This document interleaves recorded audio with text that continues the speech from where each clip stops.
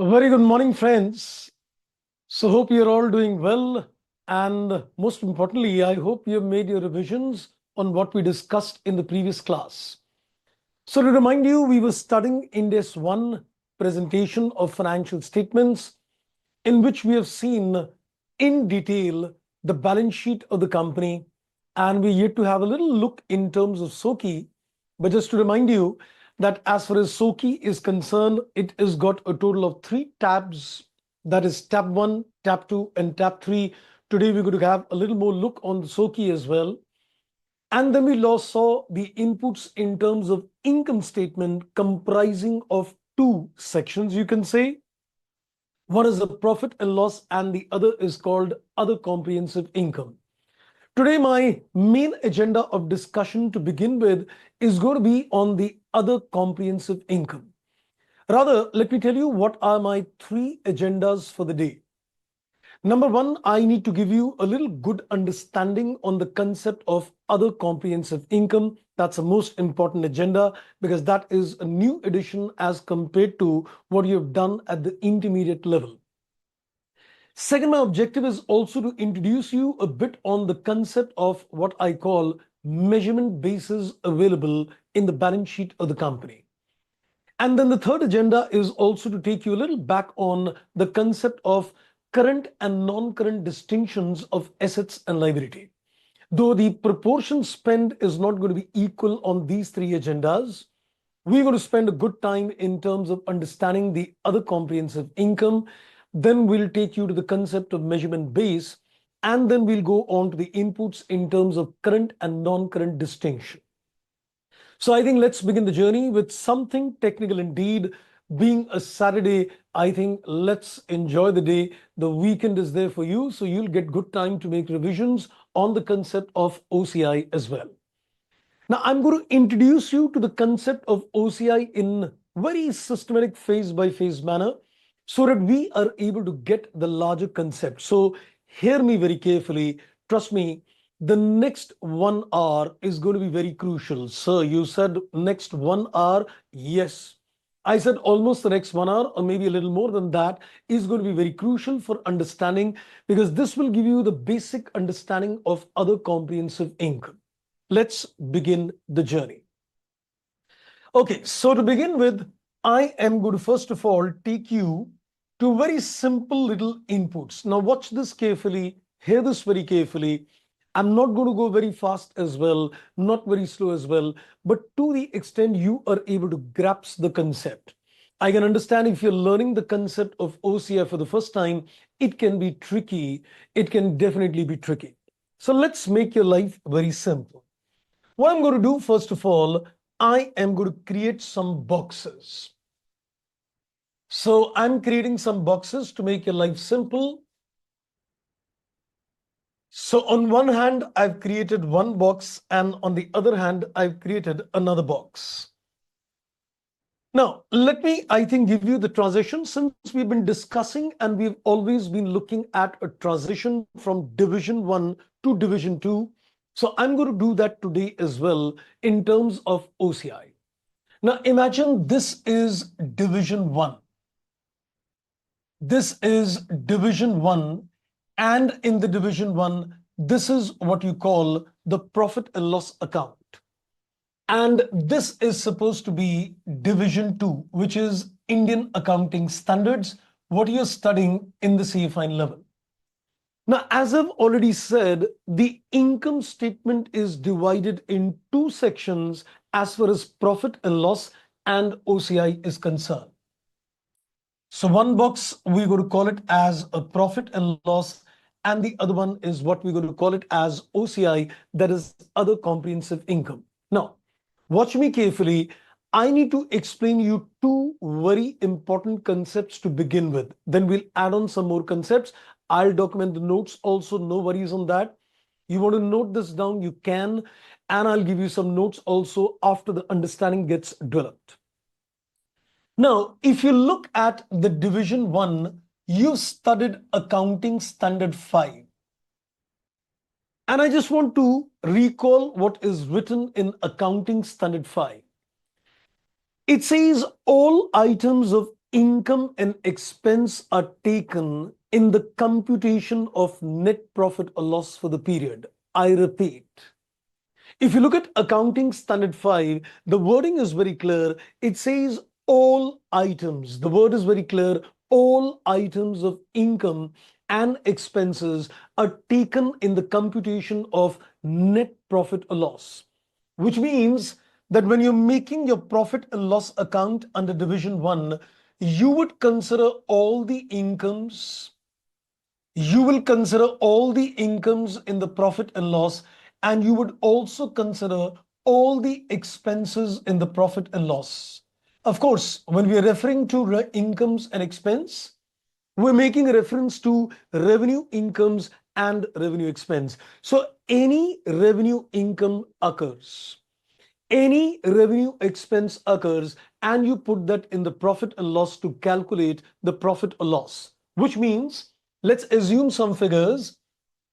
Let's say the income is to the extent of 20 lakhs, and let's say the expenses are to the extent of, let's say, 8 lakhs. I'm just assuming arbitrary figures. Let's assume that in this particular case, the incomes are 20 lakh and the expenses are 8 lakh. Needless to mention that you can easily say 20 minus 8. If I were to calculate the profits of the company, I would say it is supposed to be 12 lakhs. Now, I want to go a little further and I want to calculate the earning per share. So let's assume that the number of equity shares in the company is, let's say, to the extent of 2 lakhs. So I would easily calculate the earning per share, and I would say 12 divided by 2. My earning per share, that's what we call EPS, is 6 rupee. So you can see this is what we were doing in terms of Division 1. So the focus is that all items of income and expenses were taken in the computation of profit. That is one. And incidentally, when you calculate the EPS, every item of income and expense is impacting the EPS of the company as well. Now see what we are going to do in terms of Division 2. Watch this carefully. We decided in terms of Indian accounting standard that not every income and not every expense will enter in the profit and loss section. So there will be certain incomes which will be taken in the P&L, and there will be certain incomes which will be taken in OCI. I know the immediate question which is coming to your mind is, sir, which incomes are going to be taken in the P&L and which incomes are going to be taken in the OCI? It's too early to tell you all that. We will develop that concept very shortly, and we will document that concept as well. So don't get worried. As of now, just consider that certain items of incomes will enter the profit and loss account, which incomes we'll see. And certain items of incomes will enter the other comprehensive income. So instead of putting everything in the profit and loss account, there is going to be a segregation of certain income and certain expenses which are put in the P&L and which are put in the OCI. So similarly, we'll have certain expenses which will be taken in terms of the P&L and certain expenses which will be taken in terms of OCI. Now, what I'm about to do is just to give you a very basic understanding of the concept. What I'm going to do is not 100% true, but this is only to build your concept because you're getting introduced to OCI for the first time.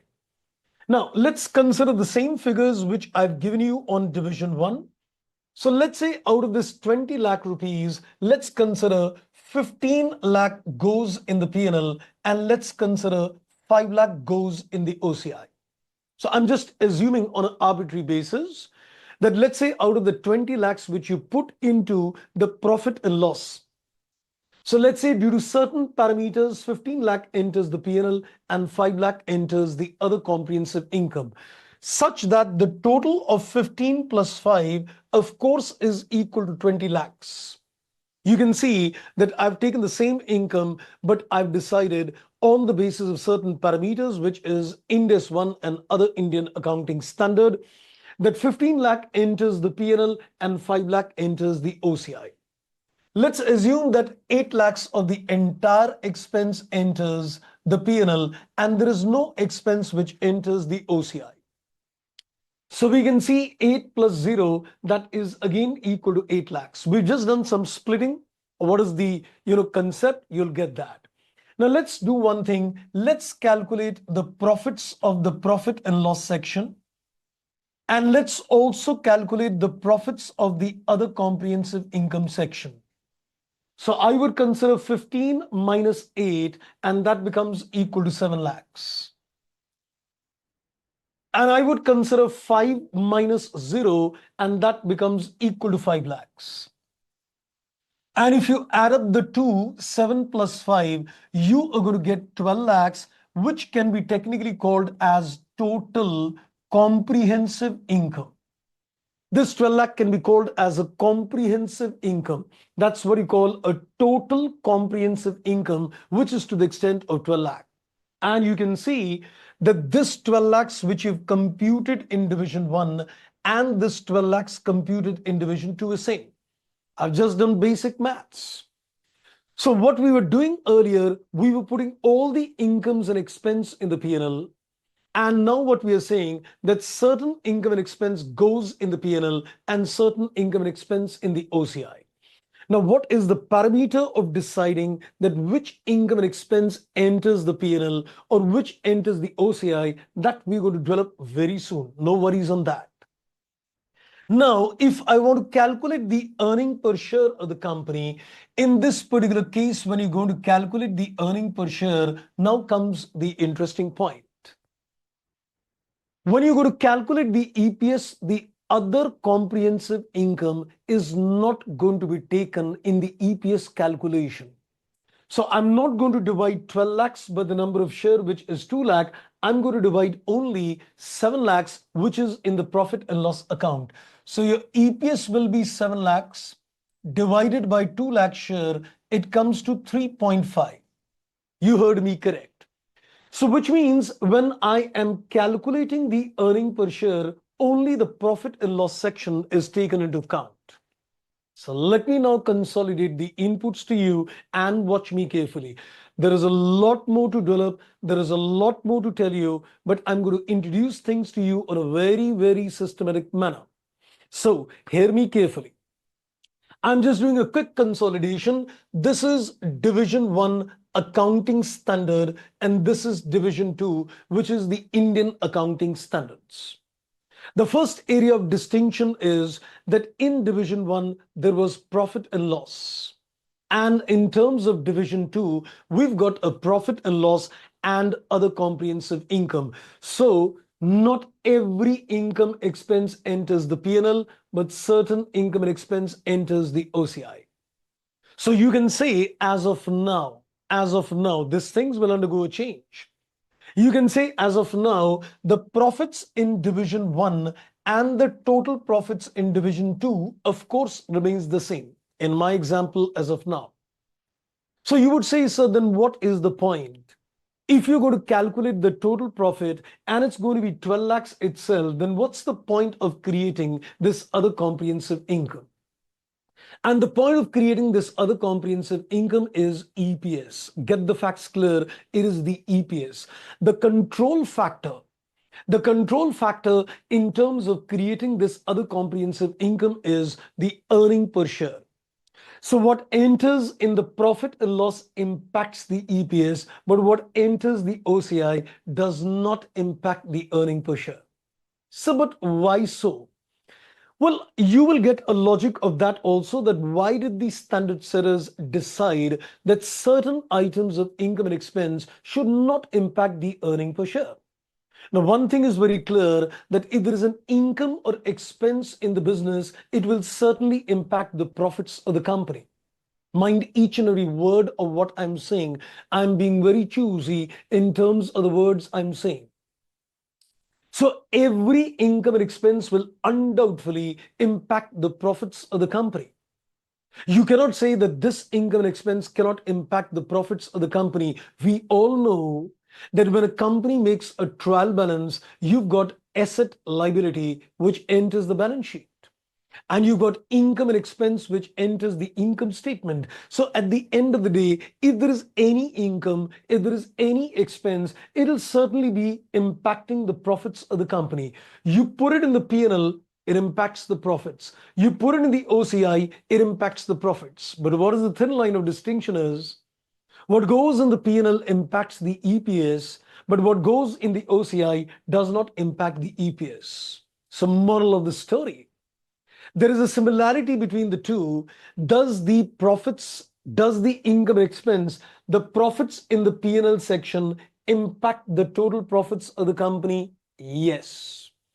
Does the profits of the OCI impact the total profits of the company? Yes. That is similarity. Does the profit of the P&L impact the EPS? Yes. But does the profits of the OCI impact the EPS? No. I hope you got the first concept clear, the impact of OCI on the EPS of the company. I want your likes and your thumbs up on this so that we are clear on this. Okay, are you said, so why only P&L section is taken as a shareholder knows the total profit is 12 lakh? As I said, you will very shortly get the inputs. Why did the standard setters decide to, not consider OCI and EPS? As I open the rules of which items of income and expense enters the OCI, you will automatically get the answer for that. No worries on that. Super. So let's go and document this. You can start noting this down. So I have developed my first major concept to you. So I have introduced the first major concept to you. So we're just going to do a quick chart on this. So I have introduced you to the first concept. I'm putting it as concept number 1. So that, as you revise, you are able to correlate every bit of this. And today's session is even going to be more important than the previous one. Today, you are going to get exposed to a lot of things which will become your foundations for the subject on financial reporting. Trust me, you are going to remember this lecture throughout your financial reporting journey because I'm going to create some very concrete base today. Okay, so in terms of concept number 1, I just want to make a quick chart. So let's take a particulars, let's take profit and loss, and let's take other comprehensive income. So we can say these are, you can say, a part of the income statement.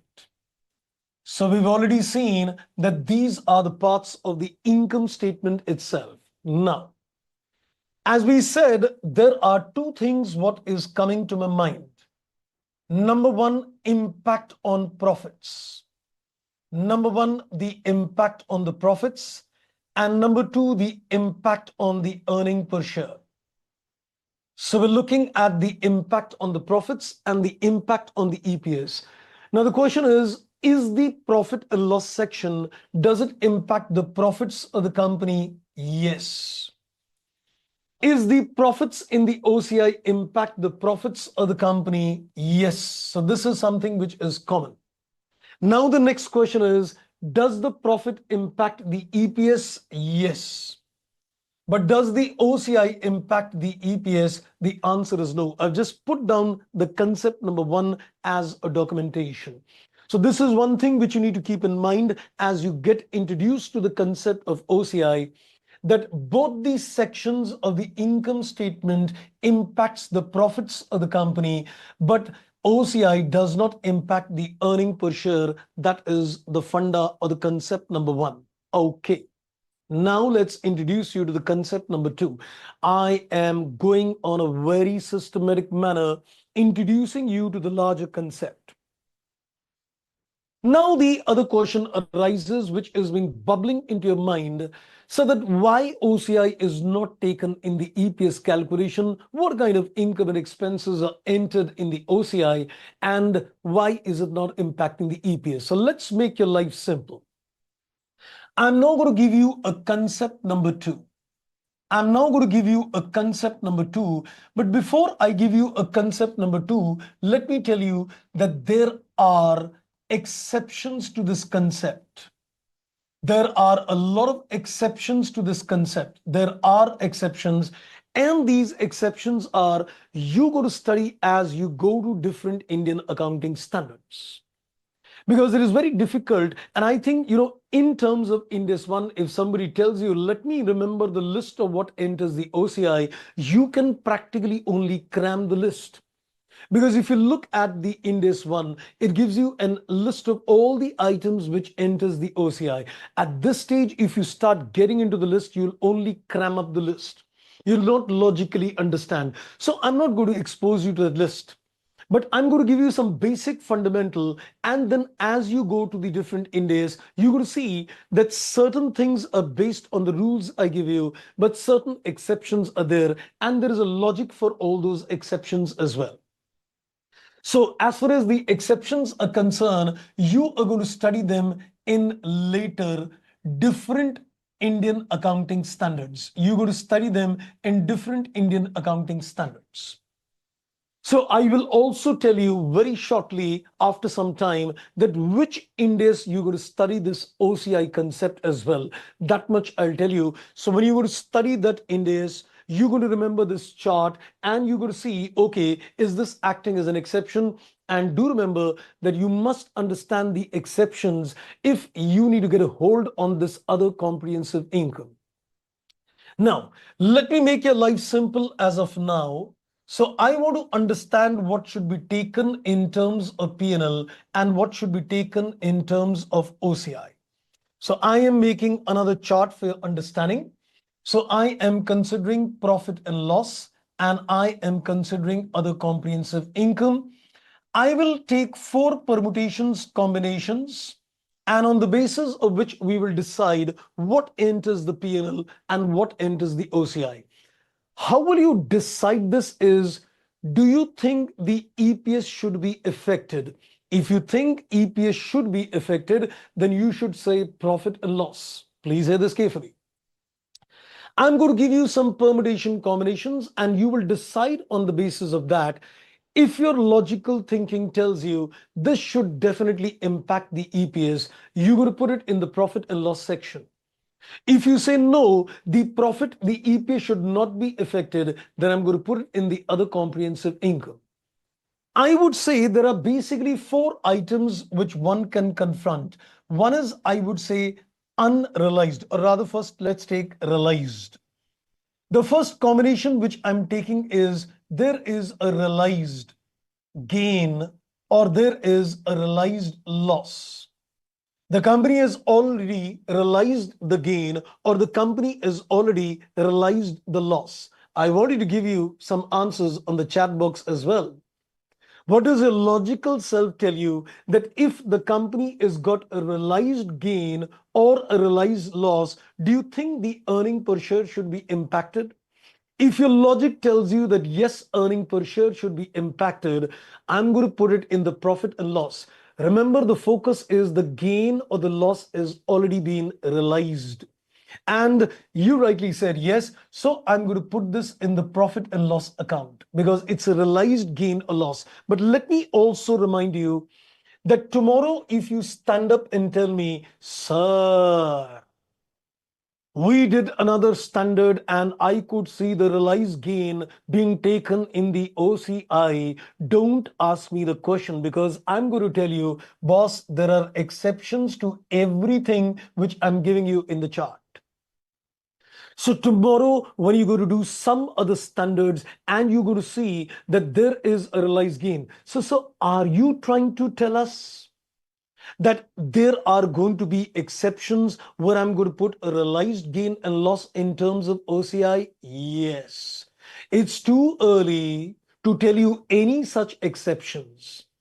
It is difficult for you to understand the exceptions at this stage. But as I said, there are going to be exceptions when the realized gain or loss might be put in the OCI for reasons to be understood at a later stage. Let's go ahead. Then I'm looking in terms of the second funda, and that is unrealized. And that is what we call unrealized, that is gain or loss. So we're looking at unrealized gain and we're looking at unrealized loss. I think you can again make a very simple decision and decide Should an unrealized gain impacts the EPS of the company? Think about this. Doesn't it go against the concept of prudence? Now, you would even say, sir, why are you at the first instance capturing the unrealized gain in the books of accounts? My accounting funda tells me that I follow the concept of prudence and a conservatism where I am going to capture only gains and losses which are realized. Or at the max, I would capture unrealized losses. We don't have the habit of capturing any unrealized gains in life. Well, Indies would be capturing at certain places unrealized gains as well. But let's put a question logically to ourselves. Do you think an unrealized gain should impact the earning per share of the company? And if you say no, the answer is it should be taken where? In the other comprehensive income. So I'm going to take the unrealized gain in terms of other comprehensive income. But as far as unrealized loss is concerned, I'm going to take it in the profit and loss account.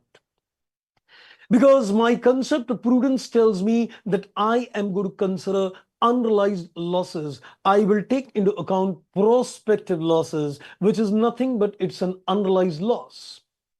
So, sir, you mean to say that looking at your concept number 2 chart, we can conclude that only item which enters in the other comprehensive income is supposed to be an unrealized gain as of now.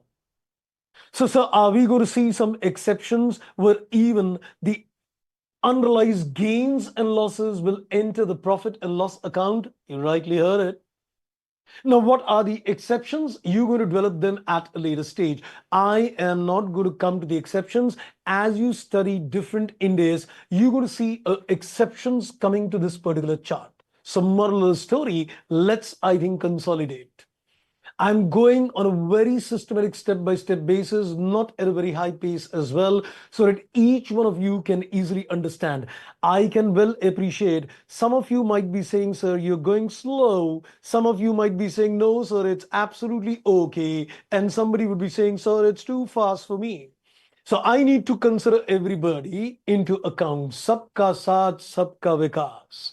Okay, so let's consolidate the two learnings, what we have done so far at this particular stage. We have decided two most important things as far as the concept of other comprehensive income, or rather, I would say the income statement, which has got two sections in the Ind AS. The concept number one, which you need to keep in background is, does the profit section, does the calculation of the profit in the P&L or the OCI impacts the profits of the company? Yes.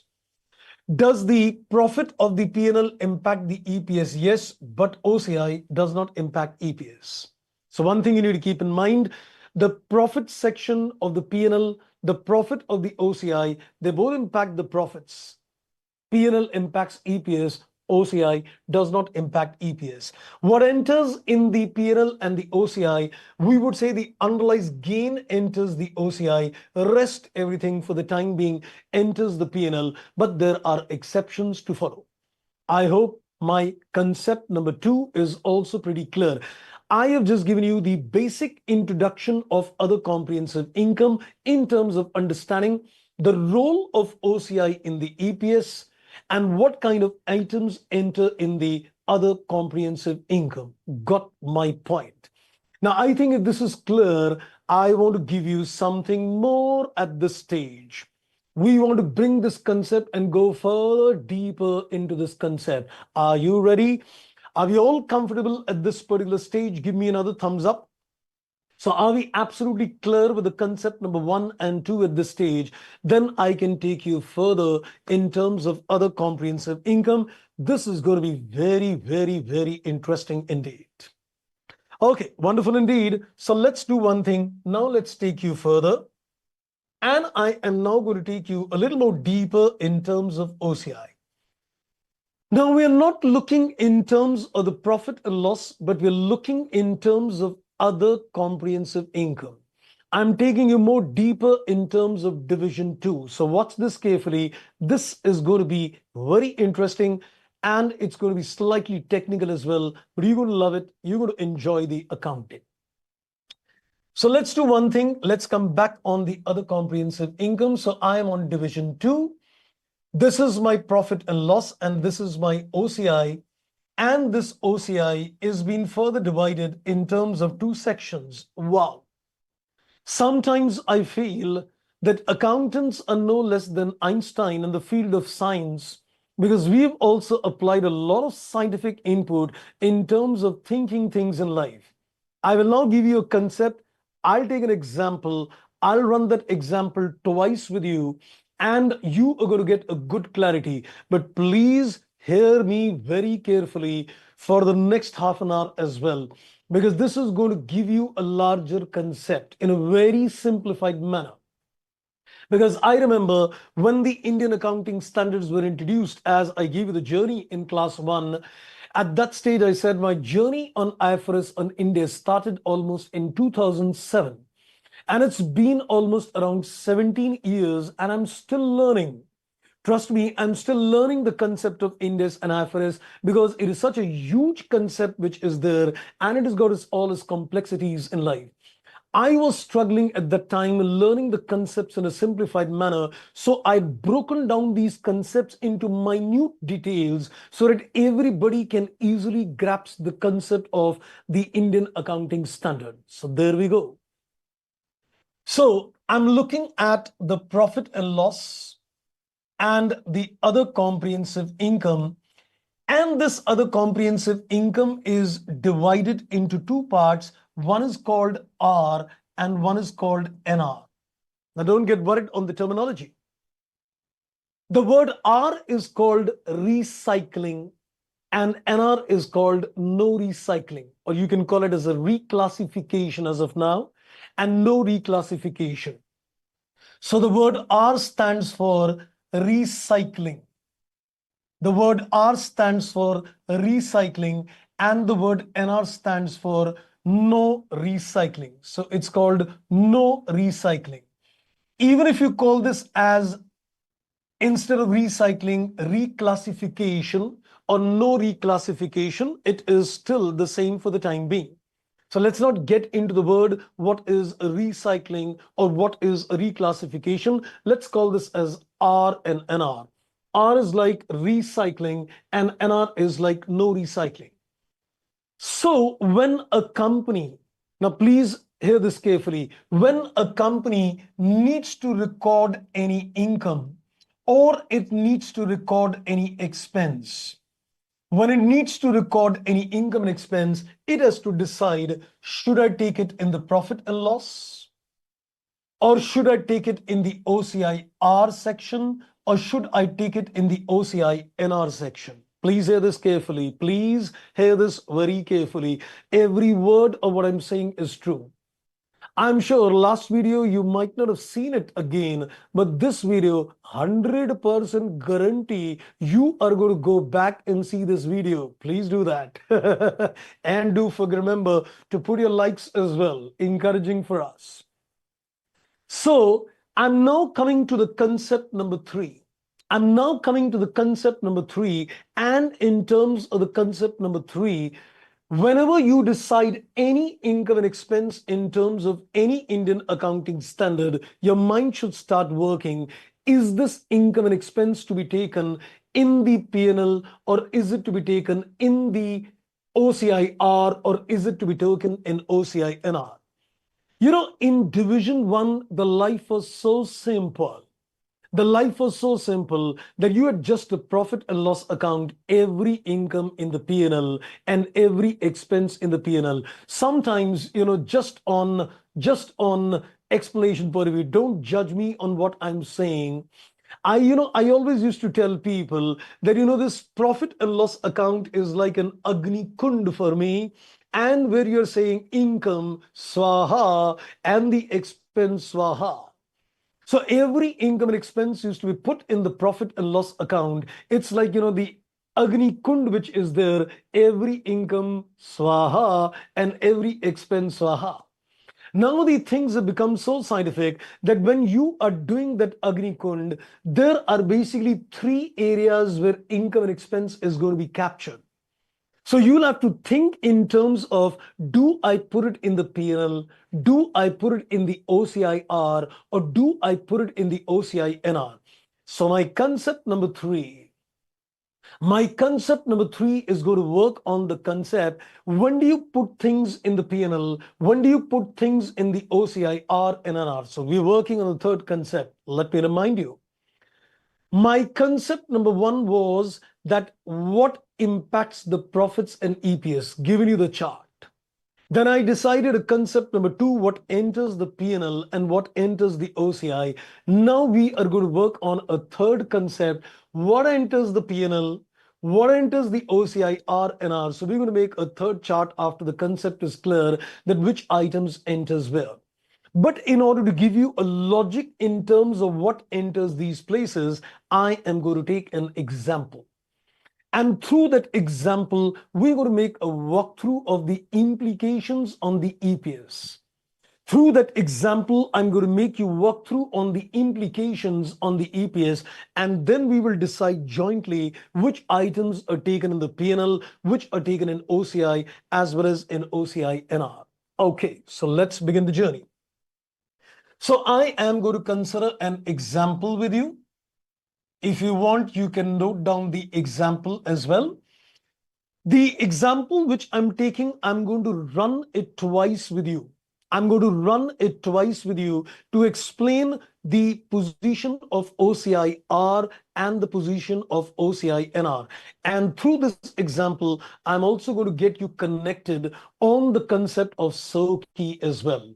So the next, I would say, another half an hour, very crucial indeed. I said initially 1 hour, but it could extend a bit. So we've got another 20 minutes for that 1 hour. So another 30 minutes, very, very, very crucial indeed. Let's begin the journey. So I'm taking it further. So I am taking an example, which I said I'm going to run it twice with you. So let's take a little time scale in order to understand this example. Let's say this is 0 point of time, this is first year, this is second year, and let's say this is third year. Let's consider there is an asset. Let's not call the name of the asset, because there will be certain assets where the things will be captured in the OCIR, and there will be certain assets where the things will be captured in the OCI-NR. Because the concept of OCI relates practically, you can say, to the assets in the balance sheet. So let's not call it by a name. Let's say there is an asset. Let's say there is an asset. Let's not call it as any name. So let's say this asset is purchased at 0 point of time, let's say at 6 lakhs. Let's say the fair value of this asset, let's say the fair value of this asset at the end of first year is 9 lakh. Let's say the fair value of this asset at the end of second year is, let's say, 15 lakhs. And before the third year got over, let's say the asset is sold, and let's say it is sold at 17 lakhs. So I've just taken some arbitrary figures to put the concept well to you. So we've just taken a time scale, and I am just trying to give you the inputs in this particular case, that we need to consider the cost is 6, and this is 9, this is 15, and this is 17 to this extent. Okay, now let's begin the journey. So what I am now going to put across is, I am going to make a balance sheet. Number one, an extract. I'm going to make a SOKI extract, and I'm also going to make an income statement. So watch me look at these three documents on an extract basis. So I'm going to give you three inputs out here. We are going to consider a balance sheet. So this is what my balance sheet would look like for a period of 3 years. And I'm going to make an accompanying document, which is called SOKI. At least you know that SOKI has got a total of 3 tabs. Let's make this as income statement. And we're going to make a SOKI, which is going to get a total of 3 tabs again. So I'm making 3 documents, and watch me very carefully as I go. So see this very carefully as I go, because you're learning this for the first time. How does OCI and how does SOKI gets captured? So let's, I think, begin the journey. This is the balance sheet extract year 1, year 2, year 3. This is my income statement extract. And in the income statement extract year 1, year 2, year 3, there is a profit and loss and there is an OCI where we've got R and we've got NR. So I've taken two inputs in OCI, R as well as NR. And then I'm taking the statement of changes in equity, and this is my tab number 1. This is my tab number 2. You have no knowledge on tab 1. We said we'll be discussing that later in a relevant standard. But you know the tab number 2 is supposed to be reserve and surplus. And there is a tab number 3, which I of course gave you, was called OCI. Now watch this carefully. So I've just taken some extracts, a balance sheet extract, an income statement extract, and a SOCI extract. We're going to run this transaction and we're going to capture this transaction, how it is to be recorded in the books of accounts. Now let's make a walkthrough. Now let's assume that you're going to learn things later. Let's assume the company is going to record this asset at a fair value. Now, don't judge things at this stage. Sir, how can you record an asset at a fair value? As you're going to learn things in the Indian accounting standards, you're going to see at many places recording the assets at a fair value is mandatory. You know, you've always been exposed to the concept of recording assets at a historical cost basis. So I'll be very soon coming to my next area of discussions after this, which is what I call the measurement base. So let's consider for the time being that I am capturing this asset at a fair value. So let's say the standard allows me that I can capture this asset at a fair value. So if it allows me to capture things at a fair value, let's see how things will move. So in the balance sheet, I am taking the assets. Now I'm recording things at the end of the first year. At the end of the first year, the asset which was bought at 6 lakh rupee is now got a fair value of 9 lakh. I decided I am going to capture the asset at a fair value. So I decided that I will record the asset in the balance sheet at 9 lakhs. But there is a double entry bookkeeping. If the asset which is 6 lakh is recorded at 9 lakh, there is a gain to the extent of 6 lakh. 3 lakh. And I think let's go back to the concept number 2 and decide, is it a realized or is it an unrealized gain? Undoubtedly, it is an unrealized gain. Because at this stage, you have not sold the asset, so this gain of 3 lakh is unrealized. And if it is unrealized in nature, my mind tells me that this will be taken in the OCI because I don't want this unrealized gain to impact the EPS of the company. Now the question rises, am I going to put this in OCI R or NR? For the time being, I'm assuming it is NR. We'll take a second example where we'll run it on the basis of NR. So let's not apply the mind when NR or when R. Let's assume that for the time being, this 3 lakhs is captured in the OCI, no recycling. So let me put it again.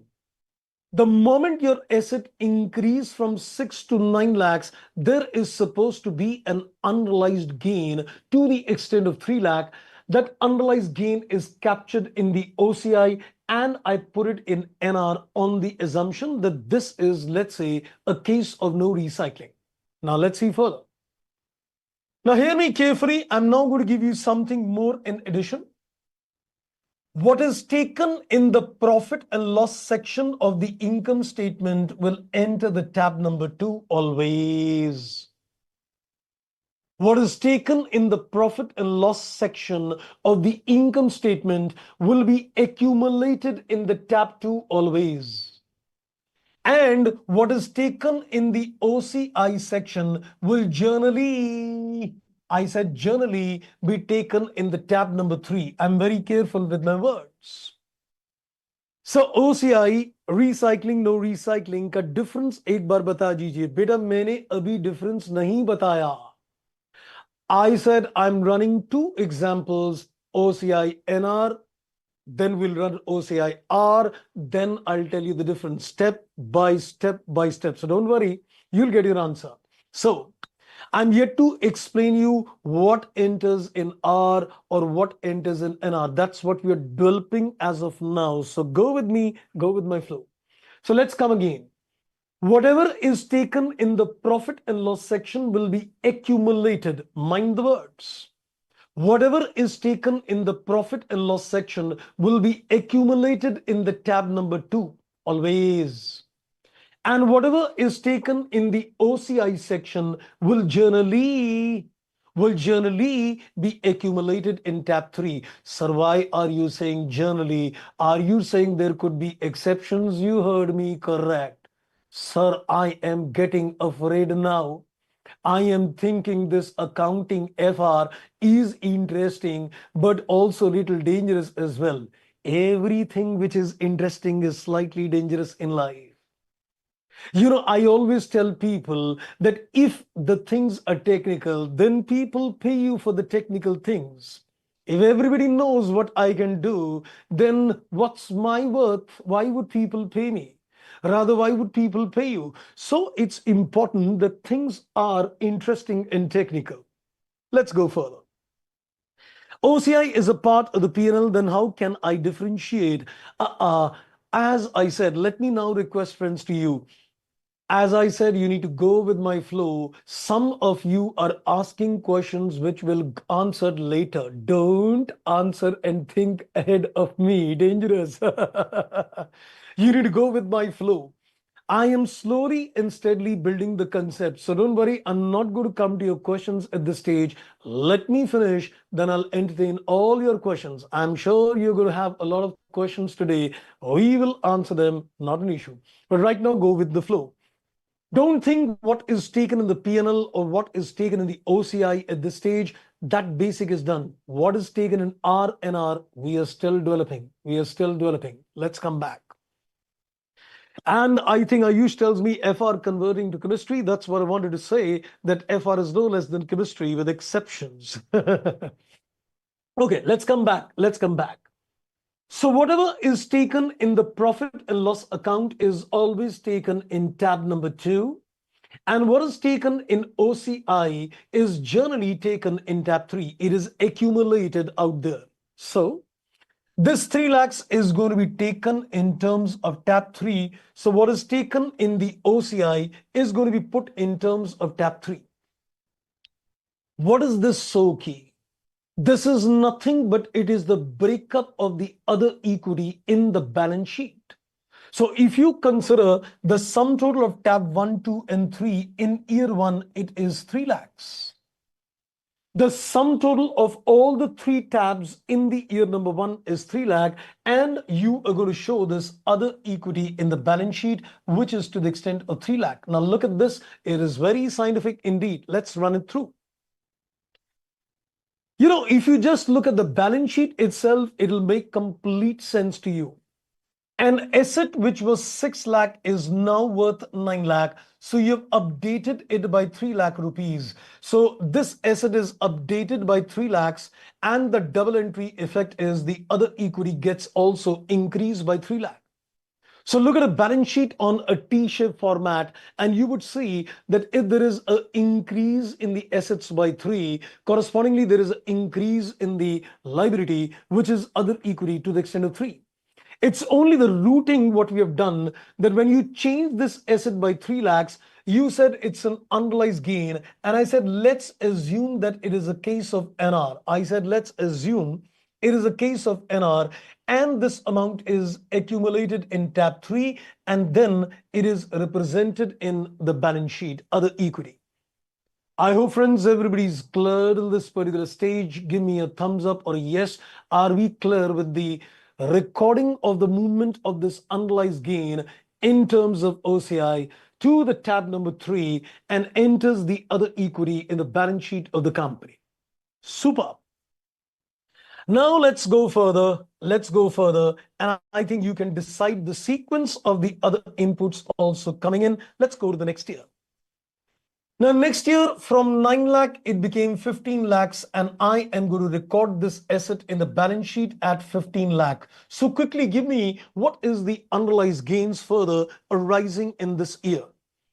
I can see that now it changes from 9 to 15. There is a gain of 6 lakh, which is unrealized in nature. So if it is unrealized in nature, then we can say that we are going to put that 6 lakhs again in terms of tab number 2. Sorry, we're going to put this in terms of the second year OCI section itself. And as I said, when it is taken in the OCI R&R, it is generally taken in tab 3. So this 6 lakhs will again be accumulated. This will again be accumulated. Mind the words carefully. This is again going to be accumulated. You can say that tab 3 is showing you the accumulated gain. The other comprehensive income is reflecting this is the gain for the year. This is the gain for the year, but this is giving you accumulated gain. So what is my total of the tab 3s in the second year? It comes to 9 lakhs. And I'm going to put that 9 lakhs again out here in terms of other equity. You can see it very scientific. So you can see that there is a total gain 6 to 15, 9 lakhs added to the assets, and 9 lakh is also added in terms of the other equity. Simple. Now comes the third year. So what you've seen, I'm just going to put that, conceptually to you. Unrealized gains are being captured in the OCI as per my concept given to you. The unrealized gains are captured in the OCI. I have taken it in OCI NR for assumption. What goes in NR, what goes in R, we yet to develop the concept. But we said that let's put that unrealized gain in OCI, and what goes in OCI is accumulated in the tab number 3 of the SOCI. So whatever you keep taking year by year in the OCI accumulated in tab 3, and the sum total appears as other equity in the balance sheet of the company. Okay, let's go further. Now, in the third year, before the third year, it is sold. If it is sold, the asset can no longer appear in the balance sheet because it has already been sold off. Now the input is there is a gain of 2 lakh rupees. Is it unrealized or it is realized? Sir, it is realized. I have now sold the asset, so the gain of 15 to 17, that is 2 lakh, is realized in nature. And if this is realized in nature, I am going to put it in the profit and loss. Aha. Now, since it is realized in nature, I'm going to put it in the profit and loss. That is 2 lakh rupees enters in the profit and loss section. And when you take it in the P&L, it is always taken in the tab number 2. So what we're going to do, we're going to put this 2 lakh rupees in third year in tab number 2. So what was taken in the OCI was getting accumulated in tab 3. And what is taken in the P&L is accumulated in the tab number 2. So what is the total now? Let's not get worried on that. But now let's see the interesting part.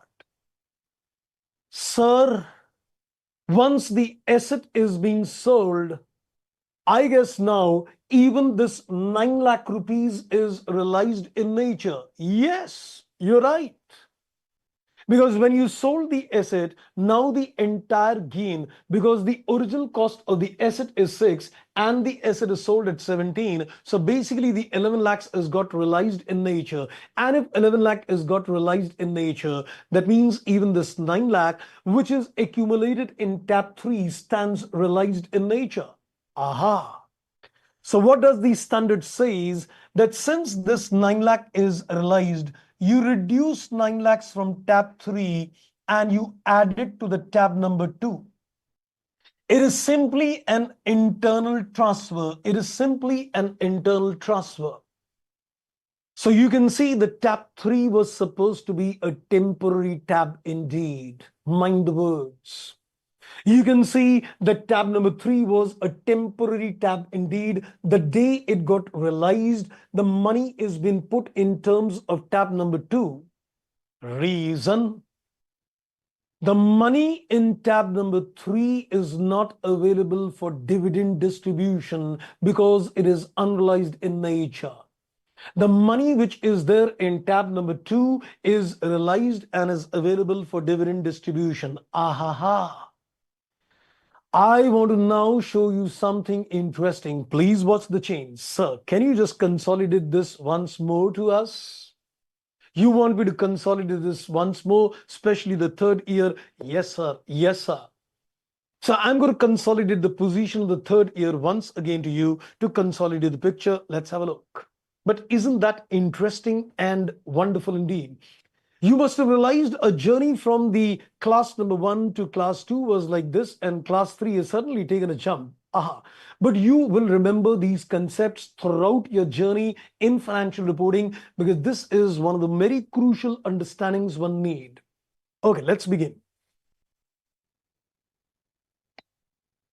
Now, what is tab 1? I have not answered you so far. You'll be learning tab 1 later. I'm not discussing tab 1. You've just got inputs on tab 2 and tab 3 at the moment. Let's now go back.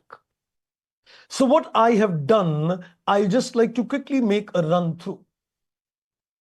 I said that if the asset is allowed to be captured at a fair value, every relevant index will tell you whether I can capture the fair value or not. So let's go with the presumption that the standard allowed me to capture a fair value. So this is an unrealized gain, so captured in the OCI, accumulated in tab 3. This is an unrealized gain captured in the OCI and accumulated in tab 3. But this is a realized gain. So this is unrealized gain, this is unrealized gain, and this is a realized gain. So the realized gain taken in the P&L accumulated in tab 2. Simple. So when you take it in the OCI, you generally take it in tab number 3, not available for dividend distributions. When you take it in the P&L, it is accumulated in tab 2, available for dividend distributions. So the moral of the story, let me now say a few things at this stage. I think I'll rather document that. So in the year the asset is sold, even the tab 3 is now got realized in nature. So what are you going to do? Whatever is the accumulated amount in the tab number 3 will be shifted in terms of the tab number 2, because now it is realized, now it is available for dividend distributions. So let me also take the sum total of this. So now in the third year, 9 plus 2, the total amount in the 3 tabs is 11 lakh. So my other equity becomes 11 lakhs in the balance sheet. Is everybody well understood the concept? Give me a thumbs up.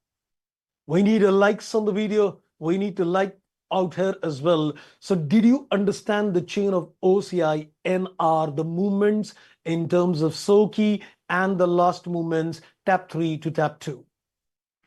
Okay, superb indeed. So I think before we go to the other example, I want to first give you another interesting chart, friends, at this stage. So let's give you another interesting chart. This is interim chart which I'm giving you, so that you can just consolidate the learnings out here. So maybe we can give this as a concept number 3A and further. So let's put it like this. Let's put this as concept number 3A, because we have yet not completed OCI. So this is concept number 3A. Let's take a column for particulars. Let's take the profit and loss, and let's take OCI NR. I'm talking of OCI NR. We will talk of OCI R also very shortly. After this particular chart, we'll run that same example, OCI R. Now watch this. Number 1, can I say the first thing we decided is that when you are putting something in the profit and loss, it goes to which tab of SOKI? So we decided what is taken in the P&L is always taken to the tab number 2. I'm putting it again. It is always taken to the tab number 2. So whatever you're going to put it in the profit and loss section will always enter the tab number 2. And what you put in OCI NR, generally, I'm putting it as generally, it is taken to the tab number 3. So when I say generally, you've understood that there are going to be exceptions. So exceptions later. The exceptions are what you're going to see later in life. As you're going to go to the other standards, you're going to see the exceptions as well. So right now you should be very clear what goes in the P&L is tab number 2. What goes in the OCI generally is tab number 3. Next, let's give you the other input. I'm just, overlapping certain concepts as well. I'm looking at the impact on the profits of the company. I'm looking at the impact on the EPS, which we have already said, but I just want to still give you, and I also want to look at whether it is available for dividend distribution. Is it available for dividend distributions or not? That's what I want to see. So two things overlapping, but then I just want to add a fourth new item as well. That is the amount available for dividend distributions or not. So let's take the journey. What enters in the P&L impacts the profits? Yes. Impacts the EPS? Yes. What is taken in the OCI impacts the profit? Yes. And the EPS? No. Is this money which is taken in the tab number 2 available for dividend distributions? Yes. Is the money in tab number 3 available for dividend distributions? No. But we can make a mention once realized, it is transferred from tab number 3 to tab number 2. So this is what I've done, that once it is realized, it is shifted from tab number 3 to the tab number 2. Is that the time it becomes available for dividend? Yes. So we can put it in the brackets out here. So once realized it is transferred from tab 3 to tab 2, then it becomes available. Then it becomes available. Then it becomes available for dividend distribution. Then it becomes available for dividend distribution. Wow. I hope, friends, you've got the entire concept at this particular stage. I hope I am absolutely clear with the agenda. 100% clarity. So can you please show the earlier slide once? Yes, I can show you the earlier slide as well. So you can definitely take these notes as well. Once you access the things, clear, that's wonderful indeed. Okay, so please watch this carefully. I know what I'm telling you today is quite technical indeed, but as I said, today what we are going to do is going to be your entire base on financial reporting. You will remember this throughout your journey on FR. Trust me, you're going to remember me throughout the journey. And you will say, wow, this was something really good done to us, because this will keep on, creating a base framework to you. Great. Now, let's, I think, consolidate the concept number 3A once again. I have decided that what is taken as realized gain in the P&L, unrealized gain in the OCI. So the P&L is accumulated in the tab number 2 always. The OCI is accumulated generally in terms of tab 3. So this is always and this is generally. Exceptions can be seen later. Next. P&L impacts the profits and the EPS. OCI impacts the profits but not the EPS. That we've seen in concept number 2 as well. The most important input is what is taken in the P&L is supposed to be available, accumulated in tab 2, available for dividend distribution. But what is taken in tab number 3 OCI is not available for dividend distribution unless it gets realized. So when you sell the asset, the accumulated amount in tab 3 gets realized and it can be transferred to the tab 2, at which stage it becomes available for dividend distribution. So putting in the OCI, accumulating in the tab number 3 is like a temporary parking. And then once the money gets realized, it is transferred in terms of the tab number 2, it becomes available for dividend distributions. Any questions, friends, coming in your mind so far at this stage? Let me also see if there are any questions which are coming in on the LMS part as well. Okay, that's great. So we've got the answers. That's great. Wonderful indeed. Superb. So let's now take the journey forward. Can you see my questions? Rahul, I have just got your question right now. I couldn't see. Yeah. How do we compute a fair value? Okay, your question was how do we compute a fair value? Well, you will learn that things later. How do you calculate a fair value is something which you're going to learn in Index 113. So that's too early to explain you. So all those questions will get answered in Index 113. And Sean tells me, so what happens if the asset is sold at 14 lakhs? Not a problem. If you sell the asset at 14 lakh rupees, there is going to be a loss of 1 lakh. I'm going to put this in brackets that there is a loss of 1 lakh. I'm going to put that 1 lakh loss in terms of tab 2. Then minus 1 and 9, the total is going to become, you can say 8 lakh. So it's just a figure.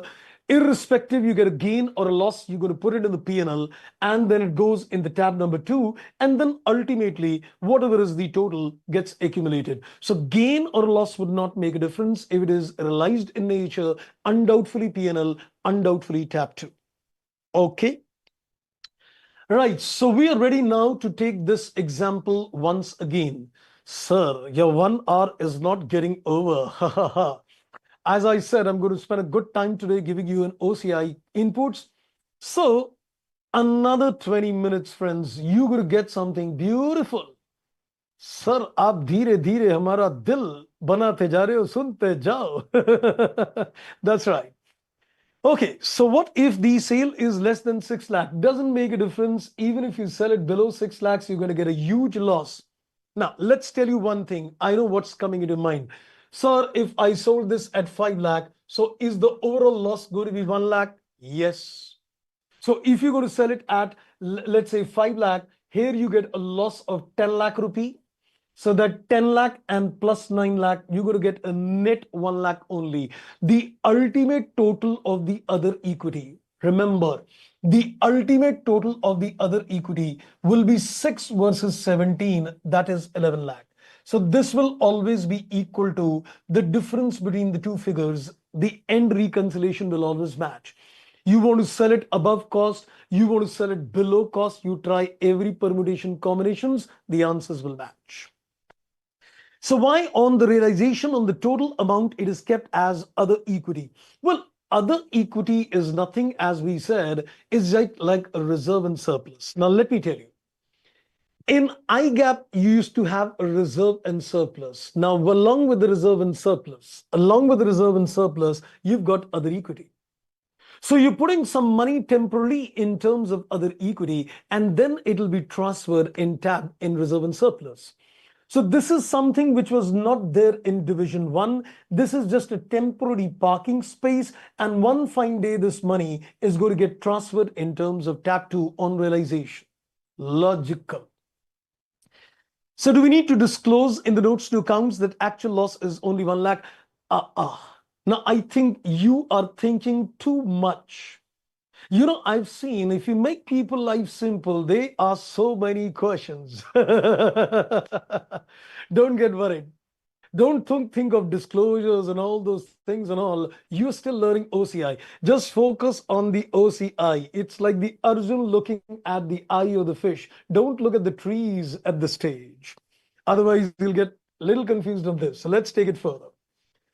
So this is one. Now let's take it further. I am going to take the same example all over again and give you the inputs. I am taking the same example. This time I'm going to run this example in terms of OCIR. Watch me carefully. Then I'm going to give you a concept number 3B. Then I'll merge 3A and 3B and then give you the concept number 3 completely. Then I'll consolidate. At that time, you need a break. And then I'll introduce you to the measurement base. Aha. So let's take this further. So today's class, you will find it slightly technical indeed, but I'm sure you'll find it very, very interesting indeed as well. Terms and conditions apply. Okay, so let's take the example again. I'm taking this 0, this is first year, this is second year, and this is third year. I want to take the same figures. So I'm taking 6, 9, 15. 6, 9, 15. This is 6, this is 9, this is 15, and it is sold at 17. Same figures I'm considering. So this is the cost of the asset. This is the cost of the asset at time 0. This is the fair value at the end of the first year. This is the fair value at the end of the second year, and it is sold at the rate of 17 lakhs. We're taking the same example all over again to get the picture very, very clear. Okay, so this time we are considering OCIR. So let's take a balance sheet for a period of 3 years, extract. And let's take the income statement for a period of 3 years, extract.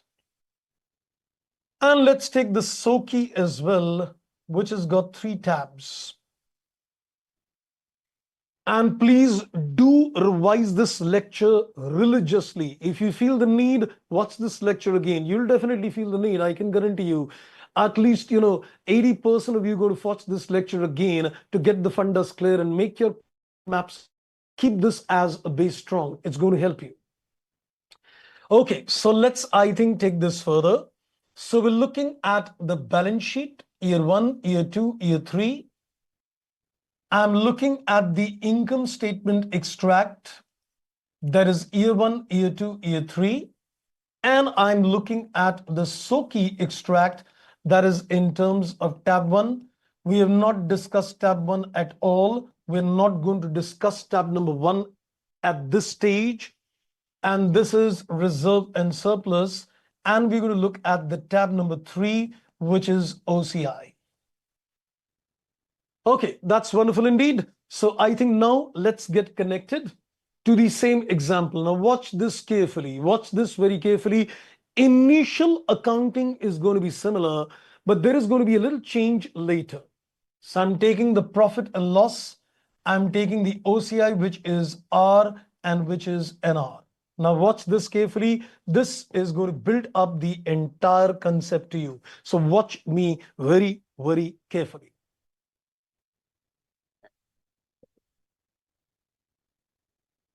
Let's consider that due to the relevant standards, I am allowed to capture the asset at a fair value. Now, let's not think when the standard will allow you to capture a fair value. Those things can be seen later when you come to the relevant standard. We're just understanding the basic framework of the other comprehensive income and the concept of SOCI. My focus today is mainly on the OCI as well as the connect of the SOCI. If I've done this, I think I've achieved my objective today. So, the company decided that they will capture the asset at a fair value, which is 9 lakhs. Undoubtedly, there is a gain to the extent of 3 lakhs, which is unrealized in nature. So this time I'm putting it to OCIR. Let's not consider at this stage. Let's not consider at this stage why, when, or when, and are. I'm just assuming that this unrealized gain is being captured in the OCIR section. The money which is taken in the OCIR is going to be generally accumulated in tab number 3. And the money which is the total of all the 3 tabs is going to appear in the balance sheet as an other equity. So this is the same treatment which we did in the previous one example as well. Except that instead of putting it in NR, I've just put it in R. Rest everything 100% is the same. Next year again, the asset increased from 9 to 15. There is an unrealized gain of 6 lakh. So that's again put in OCIR and it is accumulated in the tab number 3. And it is accumulated in the tab number 3 again. So this total becomes 9 lakh rupees and this sum total is going to be reflected in the other equity as well. And the asset value appears at 15, so no changes. Now it's the time to look at things carefully. Now watch this carefully, friends, because what you're about to witness and see is very different from what you've learned in intermediate stage. And I know there will be a lot of questions arising. Please don't think of any questions. Just focus on what I'm telling you. The asset is sold at 17. So there is a realized gain that is 2 lakh rupees. I'm going to put that realized gain in terms of the P&L. Yes, sir. Even that 9 lakhs is got realized as well. Now this 9 lakhs, what is accumulated in tab 3, what is accumulated in tab 3 will be transferred to the profit and loss account at this stage. When it was a case of no recycling, it was a shifting of tab 3 to tab 2.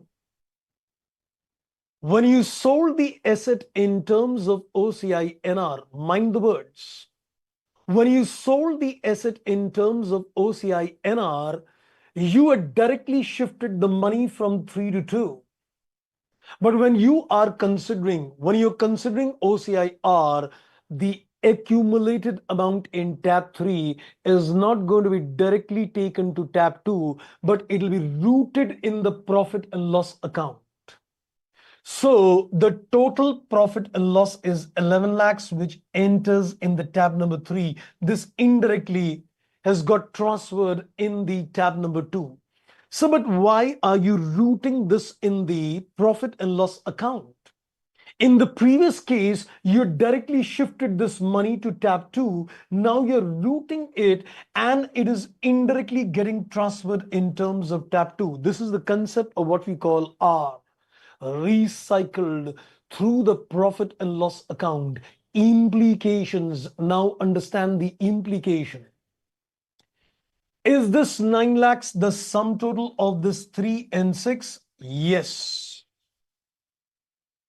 Did this 3 lakh impact the EPS of year 1? No. Did this 6 lakh impact the EPS of the second year? No. Is this 9 lakh, which is the sum total of this, impacting the EPS of the company? Yes.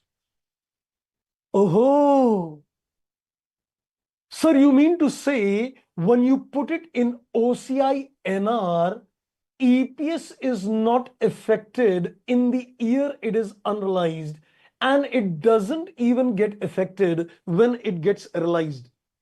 Correct.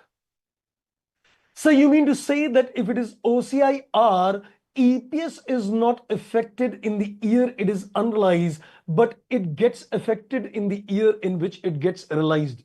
Correct.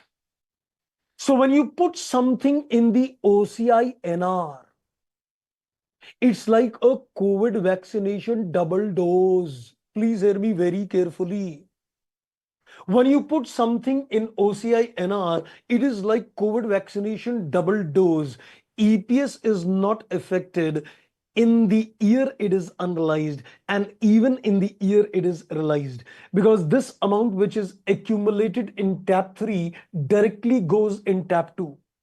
EPS is insulated from the impact. The EPS is not affected when it is unrealized. It is not affected when it is realized. But when you put it in the OCIR, EPS is unaffected when it is unrealized, but it gets affected when it gets realized. So OCIR is single dose vaccination. EPS not affected now, but affected later. Oh, did you get the concept? Sir, you need to put this once again. Say, tell me. Sir, excellent teaching. Sir, detailed concept understanding. Superb. That's great. You want me to put this once again for understanding? Say yes. कोई अच्छा गाए तो लोग कहते हैं once more. कोई अच्छा पढ़ाए तो कहते हैं once more. Yes, sir, we need it. Let's put it once again to you. You know, when I was learning IFRS for the first time, I never saw any detailed videos as well where people would have explained elaborately the concept of OCI, R, and NR in simple understanding for a layman to understand. I'm going to put this once again. Please watch this section. We're going to get this video, that section tagged as well, OCI part, so that you can get a very good understanding of the concept. Okay, let's take it out here. So I am putting this once again to you. Let's go back on this part. Let's go back on this part. Now, watch this carefully. You need to understand the distinction of OCI NR and R from the EPS point of view. So we are going to look at from the EPS point of view. Now let's look at OCI NR. So this is an example where we are focusing on OCI NR. So I'm just going to make a walkthrough here, every words carefully. Don't worry on the notes that can be accessed later as well. When there was an unrealized gains, it was captured in OCI NR. Mind the words. When there was an unrealized gains, it was captured in the OCI NR and accumulated in tab 3. When it is OCI NR, when it is OCI NR, when the gain got realized, the accumulated amount is directly shifted in tab 2. The accumulated amount is directly shifted in tab 2. So did this 3 lakh enter the P&L in the year of realization? No. Did this 6 lakh enter the P&L of the third year in the realization? No. So did this 3 lakh impact the EPS of this year? No. 6 lakh impact the EPS of this year? No. Did this 9 lakh impact the EPS in the third year when it got realized? No. So when you put something in OCI NR, EPS abhi nahi, kabhi nahi. Got the point? When you put it in the OCI NR, EPS abhi nahi, kabhi nahi. It doesn't get impacted ever. Got the point? So when you put in OCI NR, the unrealized gains accumulate in tab 3. The day they get released in tab 2, and there is no impact on EPS, never, ever. So EPS never impacted. So coming back to the question. So now we got the point that if a company's the standard setters decided that if we never ever want the EPS to be impacted, you're going to put it in OCI NR. Yes. Sir, then there are exceptions that you can see later. But you know, when you're putting things in the OCI NR, the thought process is that I don't want as a standard setter your EPS to be affected ever. So OCI NR is going to function. Now let's look at the example which we're doing in terms of this. This is OCI-R. This is OCI-R. Now watch this carefully. We were working on the same principle, and in terms of the same principle, we can say this is unrealized in nature. This is unrealized in nature, and this is realized in nature. So we put that unrealized gains in terms of OCI and realized gain in terms of P&L. But when you put it in OCI-R, recycle, this money which is accumulated in tab 3, the day it gets realized is transferred to the P&L, not to the tab 2 directly. It will indirectly come to the tab number 2. It will indirectly come to the tab number 2. So you are going to transfer this money, accumulated amount in the P&L. So what happens? This 3 lakh did not impact the EPS of year 1. This 6 lakh did not impact the EPS of year 2. But this entire 9 lakhs entered in the third year. And now since it entered the P&L, the EPS is impacted. So we can say abhi nahi, but kabhi to hogi. So you can say what is the main distinction in terms of OCI, NR and R. OCI, NR, EPS is never ever affected. OCI R, you can say when it is unrealized, it is not affected. But when it gets realized, it gets affected. And when you put something in the P&L, EPS, it'll get impacted. I am very interested in putting some 3 small little questions to you to get some answers. Let me do that. But first, I think let me complete the chart. So this total is to the extent of 11 lakhs. So we can say this is now 11 lakh rupees. Your equity out here is 11. This becomes nil. So let's now ask you 3 rapid fire questions. If you can answer this, I think you've got the larger concept. Then we're going to make a simple little chart. I think we're going to make a simple chart on 3B and concept number 3, AB combo. I'm now giving you 3 options. You need to decide P&L, you need to decide OCI NR, or you need to decide OCI R. If you can answer this, you've got the concept. As a standard setter, I want your EPS to be affected right now. Should I put it in the P&L, OCI R, or OCI NR? I want your EPS to be affected right now. Very good. It'll enter in the P&L right now. Next, I don't want your EPS as a standard setter to be affected anytime. Not now, not later, never, ever. I'm going to put it in which place? Very good. OCI NR. I like it. I want the EPS not now, but later it should be affected.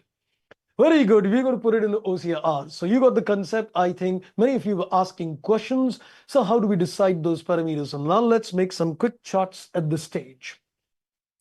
So let's do one thing. Let's make a concept number 3B chart. We'll make P&L, OCI, NR. Then we'll combine the chart and get the input. So let's take a chart. You can note this down. So this is my concept number 3B. This is my concept 3B. I gave you 3A in terms of P&L, OCI, NR. Now we're taking P&L, OCI, NR. Then we'll combine the 2 charts.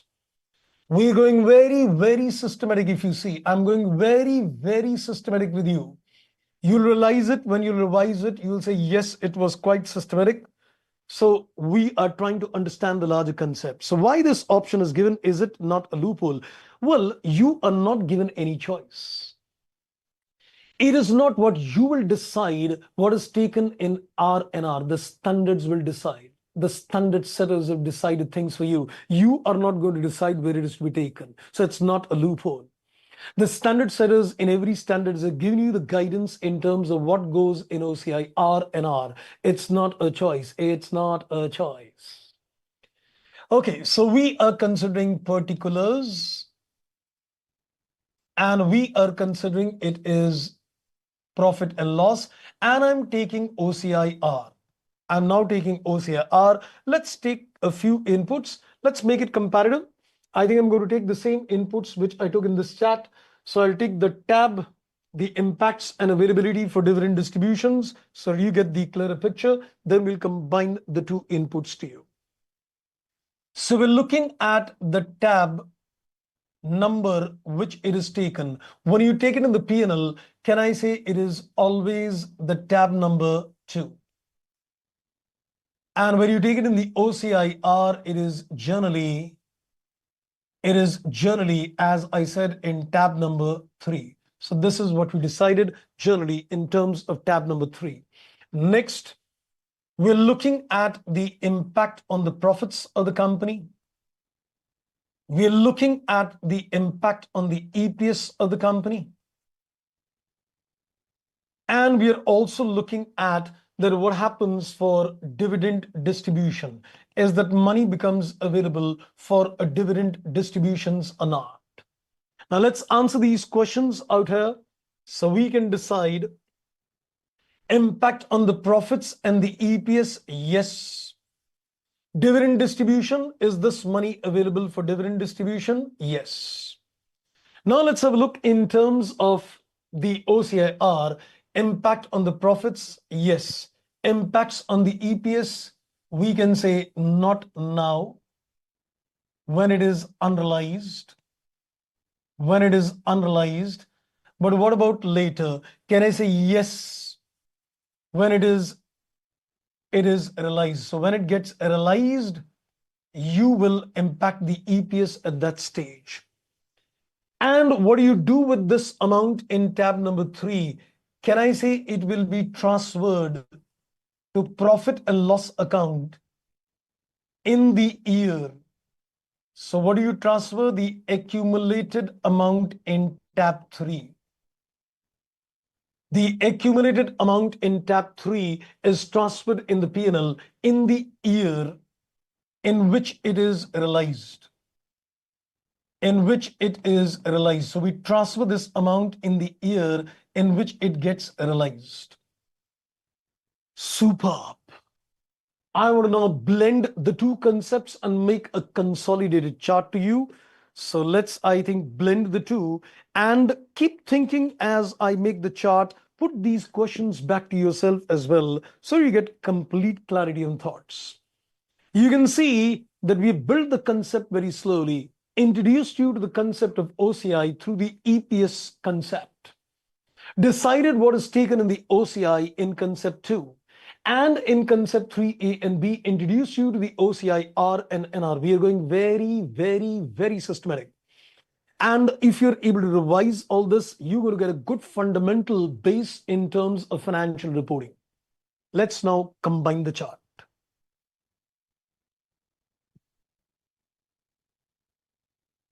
Let me now make an interesting chart. I'm making the concept number 3. This is the most crucial chart. So this is my combined chart concept number 3, where I'm combining 3A and 3B put together. This will sum up the entire concept of OCI NRR, what happens at what places. Let's begin. So try answering the questions as I make the chart. Once you're clear, then the things will be good. I said in the morning, 1 hour, but I knew it's going to take almost half the class. I said it indirectly. I said, we're going to cover 3 concepts, but we're not going to spend equal times on all of them. And there we are. We spent almost half the class on this concept of OCI. And now you got some clarity on SOCI as well. So let's, I think, begin. So we're taking a column for particulars, a profit and loss, OCI, R, and R. Now we need to decide in terms of the income statement. In terms of the income statement, there are 3 places. There are 3 places where you take the items. One is you take it in the profit and loss. One is you take it in the OCI NR section. And one is you take it in the OCI R. So we're getting some general principle. The exceptions would be there, but those exceptions which you're going to learn over a period of time as you do the other Indias. So let's begin the journey. That what is taken in these sections is accumulated. It is accumulated in SOCI. It is accumulated in SOCI in which tab number? So I think you can keep answering questions on your own as well. So P&L will be in terms of tab number 2. That's called reserve and surplus.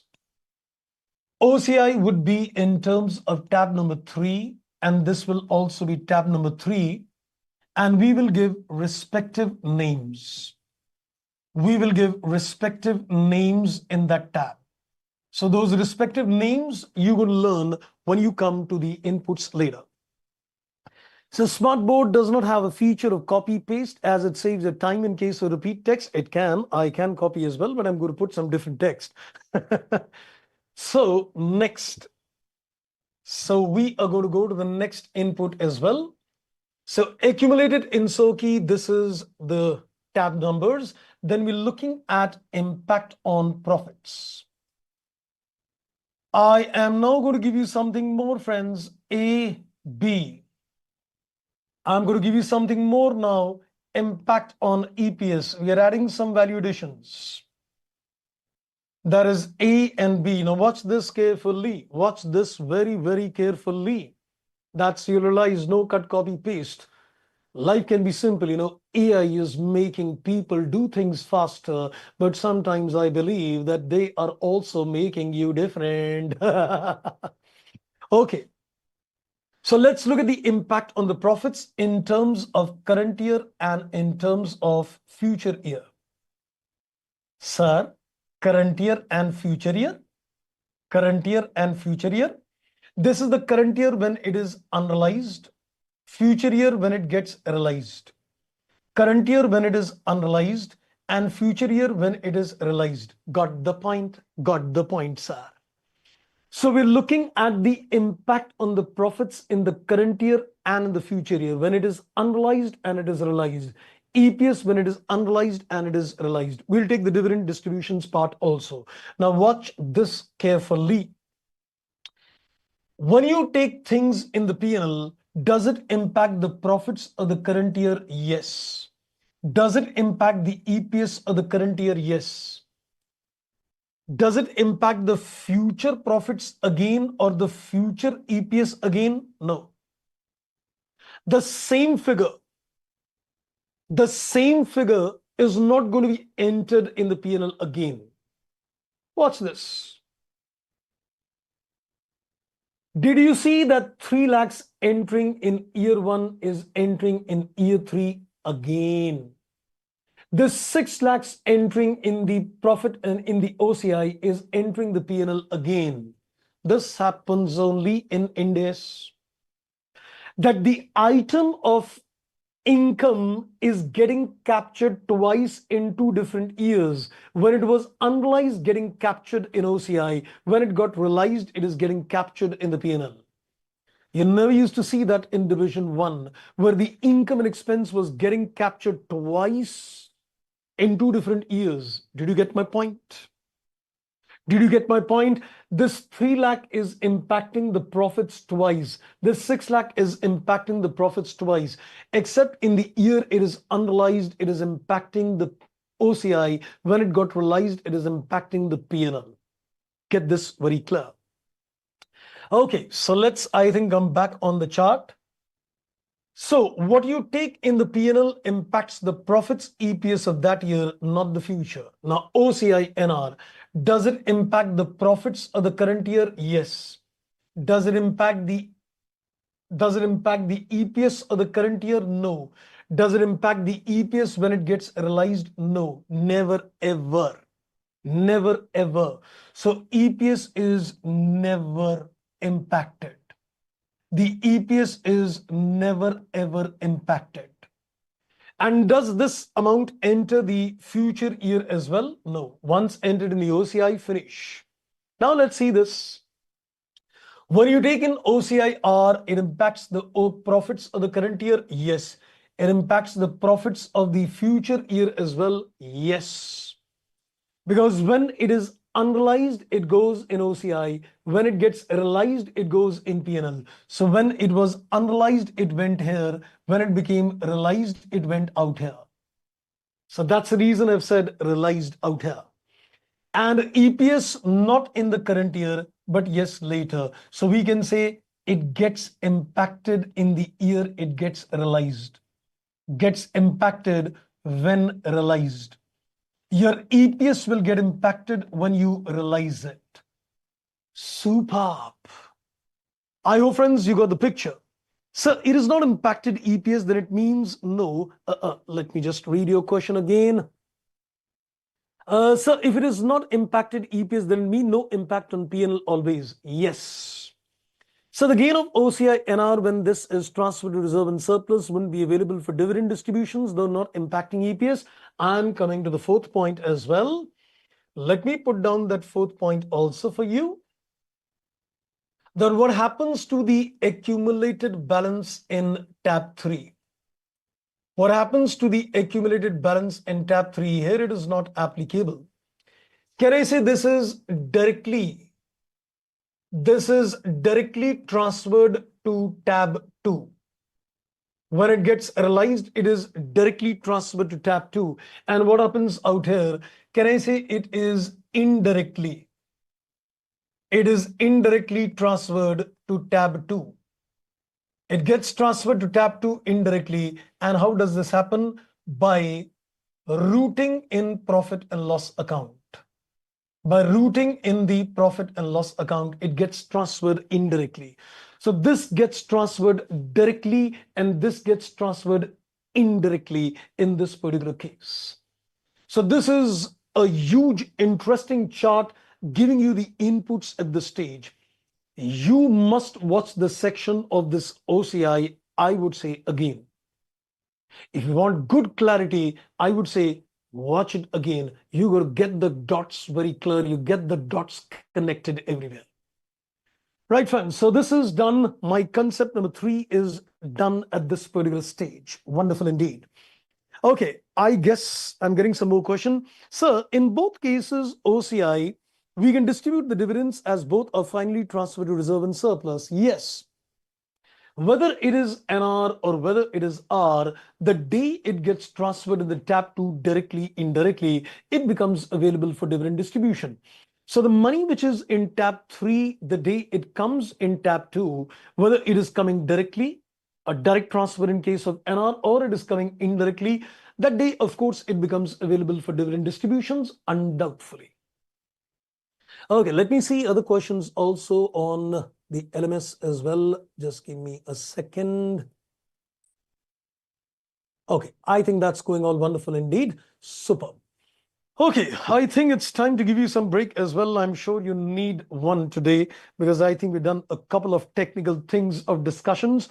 But my concept of OCI, R, NR, everything has got captured very well. I would now request you that you must look at this particular portions of the video once again to get a complete clarity, because this will act as a good foundation for your financial reporting paper as you go ahead. So we'll take a break at this stage, a short break of 10-12 minutes.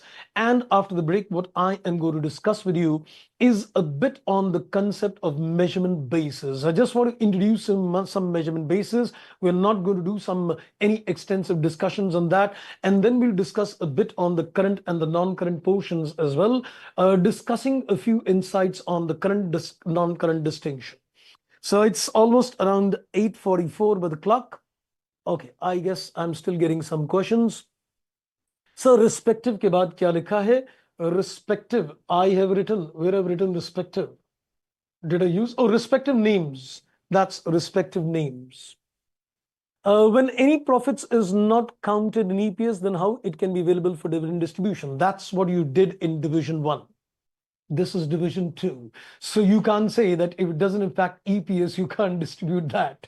The money which is distributable in nature is the money which is in tab 2. Whether it got in the EPS impacted or not does not make a difference in division 2. Right, friends. So almost 8:44, 45, 10, 12 minutes. I join you back. Enjoy your break. Relax your minds in the breaks. I'm going to see you back.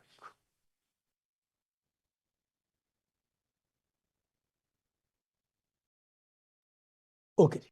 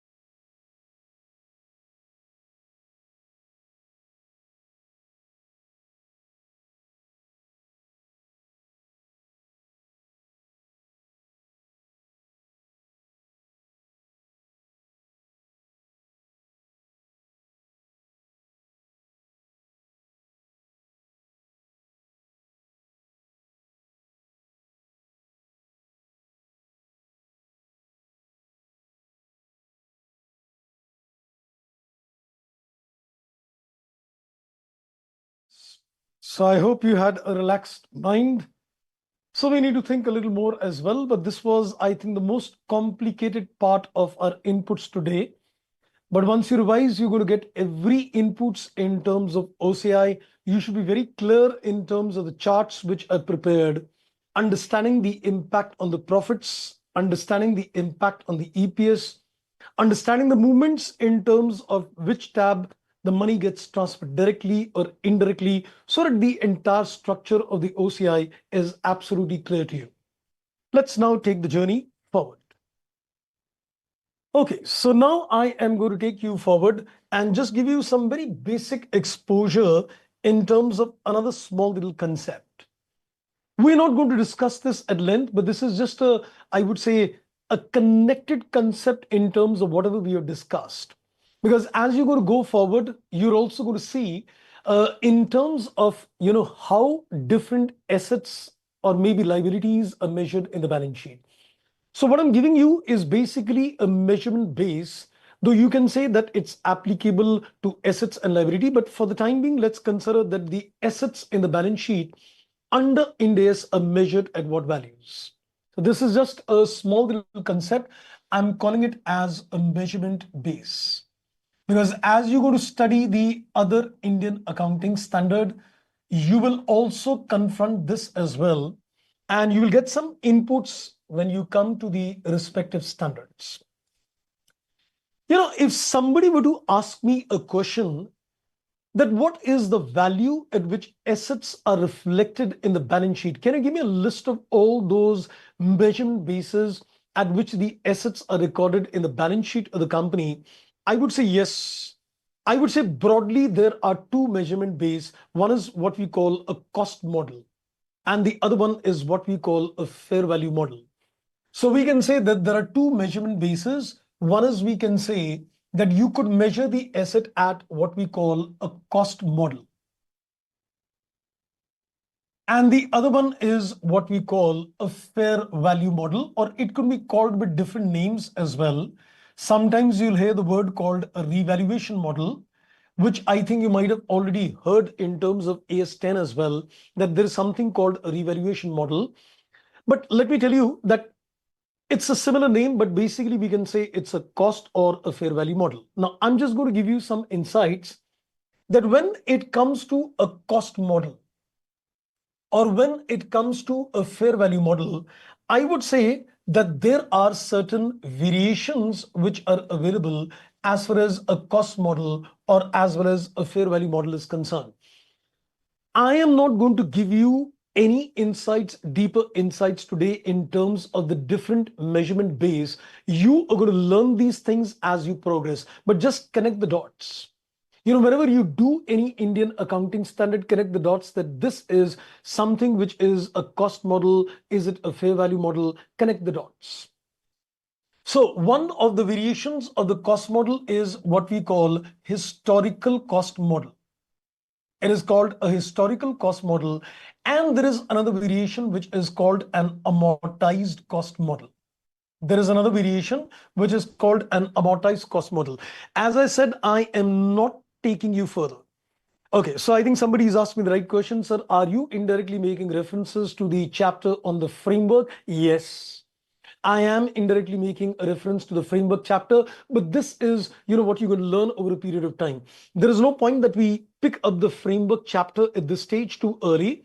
So I'm just giving you a basic framework that yes, there is a historical cost model and there is a amortized cost model. Now, what is a historical cost model? You all know that. But what is an amortized cost model? You will be learning this later. So it will be discussed later to you as you progress in the course. And you're going to basically learn this in more detail when you come to the chapter on financial instruments. That is typically Index 32 as well as 109. So when you're going to cover this, you're going to see the concept of amortized cost model.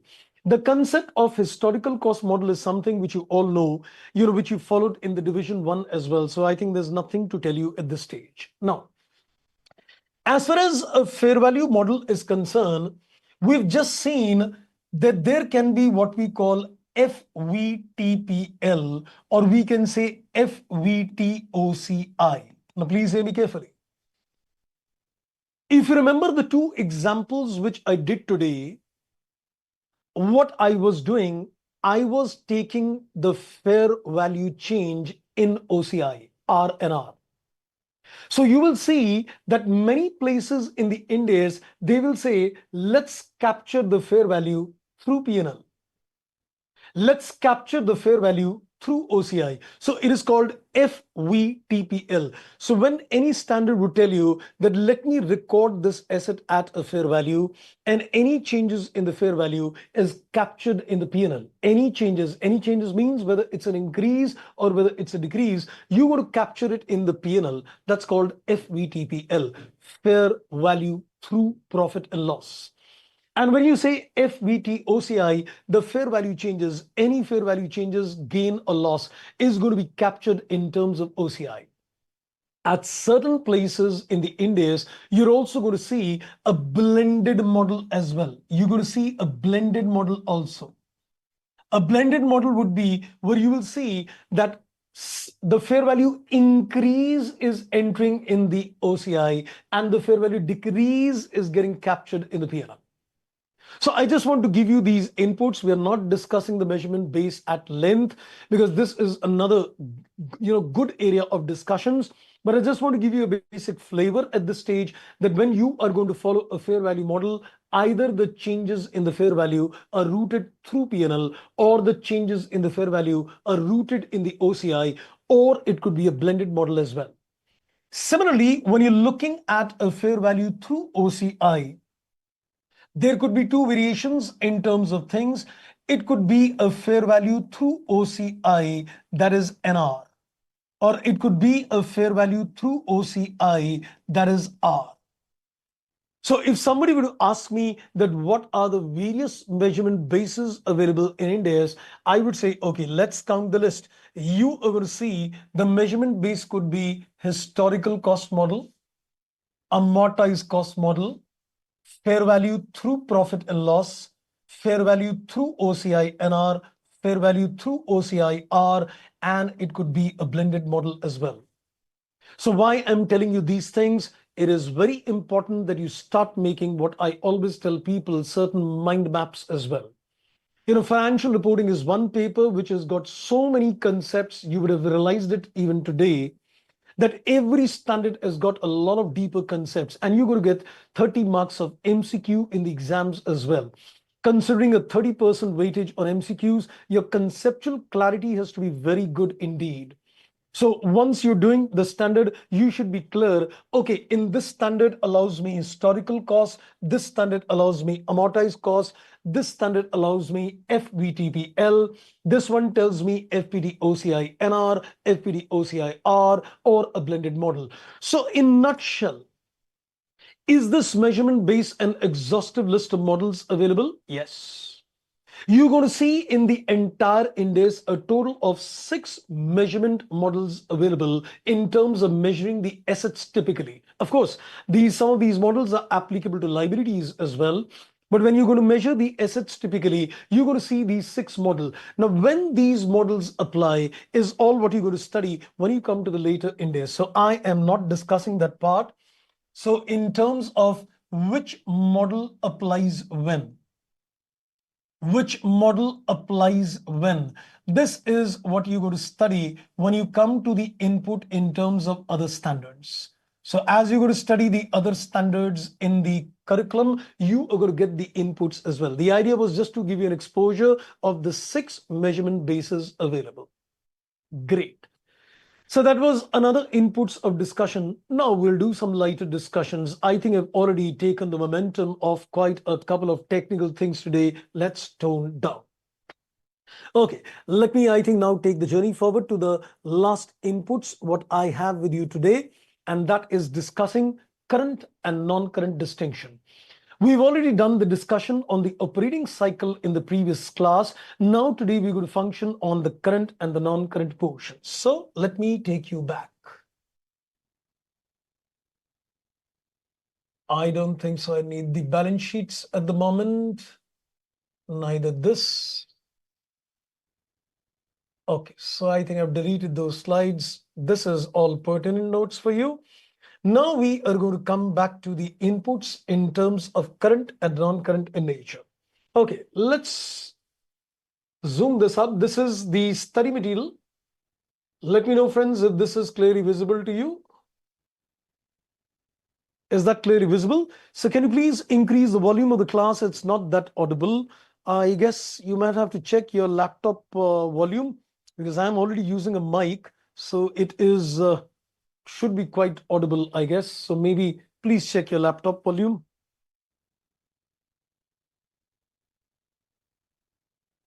Now it is audible. Okay, great.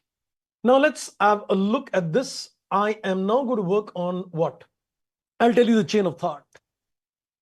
We are now looking at the concept of current and non-current assets and liability.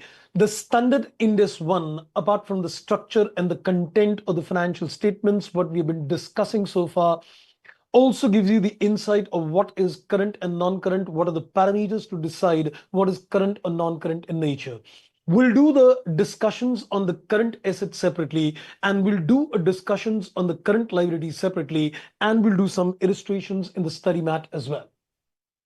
So we're looking at the distinction between the current and the non-current assets. Now, see what it says. Entities preparing Ind-AS financial statements are required to present on the face of the balance sheet, differentiating between the current and the non-current assets and the current and the non-current liabilities. This, I think, we've already seen in the previous class when we were looking at the structure of the balance sheet. Okay, then it says further, when an entity presents current and non-current assets, current and non-current liability, separate classifications, it shall not classify the deferred tax assets and liability as current assets. Very important.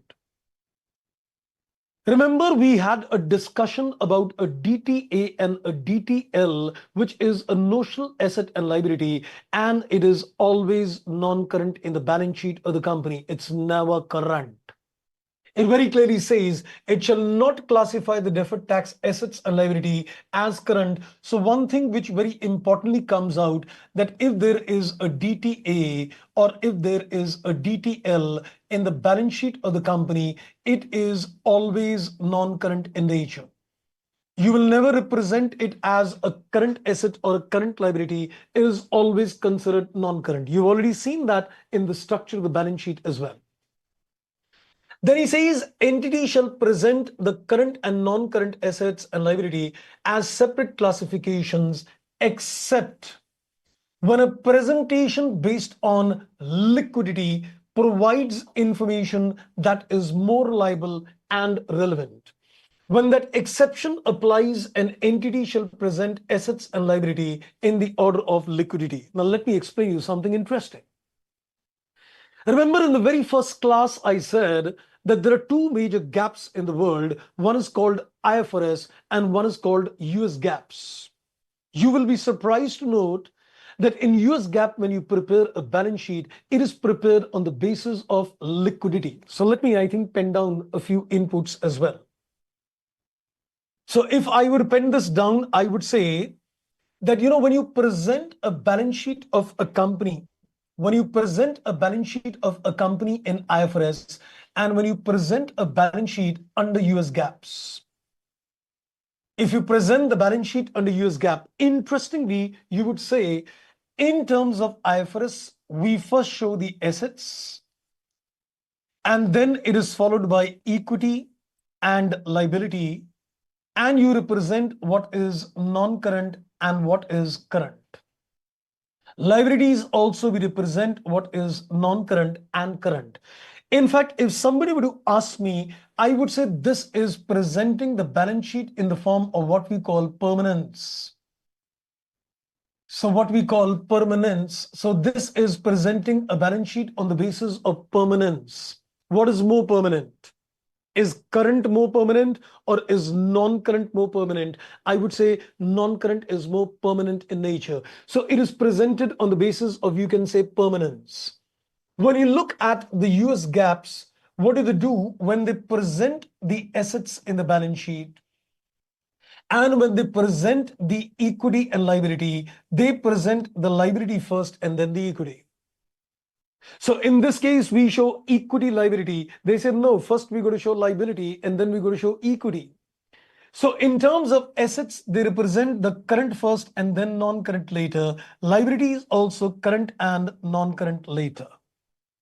This is a presentation in US GAAPs, which is called presentation on a liquidity format. So there are two ways in which a company can present its balance sheet. But as I just said, as I just read as well, that this liquidity position is allowed in IFRS as well. It is allowed in IFRS also. So company can present its financial statements, its balance sheet in terms of, you can say, IFRS as well. So moral of the story, generally, I'm saying generally, when a company presents a balance sheet under IFRS, or we can say in terms of Ind AS, it is presented in terms of permanence. You got to show non-current and then current. But in terms of IFRS as well as in terms of Ind AS, we can also follow what US GAAPs does. We can present the current first and then non-current later. So that is called a liquidity presentation. But from the examination point of view, unless mentioned otherwise, we always follow the concept of permanence. Liquidity is only for your knowledge at the time being. Let's come back. Okay, somebody is saying, sir, can you zoom it further? I think I've zoomed it quite a bit. Is it visible to everybody? You want me to zoom it more, or is it good to go? A couple of comments would help me, because I think I've zoomed it quite a bit. Is this perfectly good to go? Yes. Why DTA is always considered non-current in nature? Well, a DTA is something which will reverse in the future, and nobody really knows that it'll reverse in the next 1 year or not. So it makes more logical sense to present it as non-current in nature. Okay, that's good. So then it says whichever method of presentation is adopted, entity shall disclose the amount expected to be recovered or settled after 12 months for each asset liability. Now, this is something which we'll come to that later. Somebody even asked me a question. So I think let me explain it right now. I remember somebody asking me a question in the last class, and I said I'll answer that in the next class to you. Now hear me carefully. My operating cycle is supposed to be, let's say, 15 months. And my debtors are going to be collected, or let's take it further. Let's say my operating cycle is, let's say, to the extent of 18 months. And let's say my debtors collection period is, let's say, to the extent of 15 months. My operating cycle is 18 months and my debt collection period is supposed to be 15 months. Is the debtors current in nature? Undoubtedly, yes. Undoubtedly, yes. But there is some debtors which will be collected within 12 months, and there will be some debtors which will be collected beyond 12 months. The debtors is indirectly current in nature. Undoubtedly, it is current in nature. But since the debt collection period is 15 months, you are going to collect some debtors within 12 months and some debtors beyond a period of 12 months. So see what the standard says. It says entity shall disclose the amount expected to be recovered or settled. Recovered means from a debtor and settle means from a creditor after more than 12 months for each asset and liability line item that combines the amount expected to be recovered or settled no more than 12 months after the balance sheet period and more than 12 months after the balance sheet period. So in this example, if you've got a debtor which has got a 15 months debt collection period, I will represent my debtors in the balance sheet as current. But I need to give a disclosure in the notes to accounts telling my stakeholders that out of this total debtors, how much am I going to collect in the next 12 months? How much am I going to collect beyond 12 months? Every current asset, every current liability which is going to be recovered or which is going to be settled beyond 12 months. I repeat, every current asset, every current liability, which is going to be recovered or settled beyond a period of 12 months, you need to give a disclosure in the notes that this is going to be collected or paid in 12 months, and this is going to be collected or paid beyond 12 months. So it says the entity shall disclose the amount which is expected to be recovered or settled after 12 months for each asset liability line item that combines the amount. In the balance sheet, you'll combine the entire amount as current asset. If there is a creditors, you'll combine the entire amount as a current liability. But you need to give a disclosure what will be collected within 12 months, what is going to be collected or paid beyond 12 months.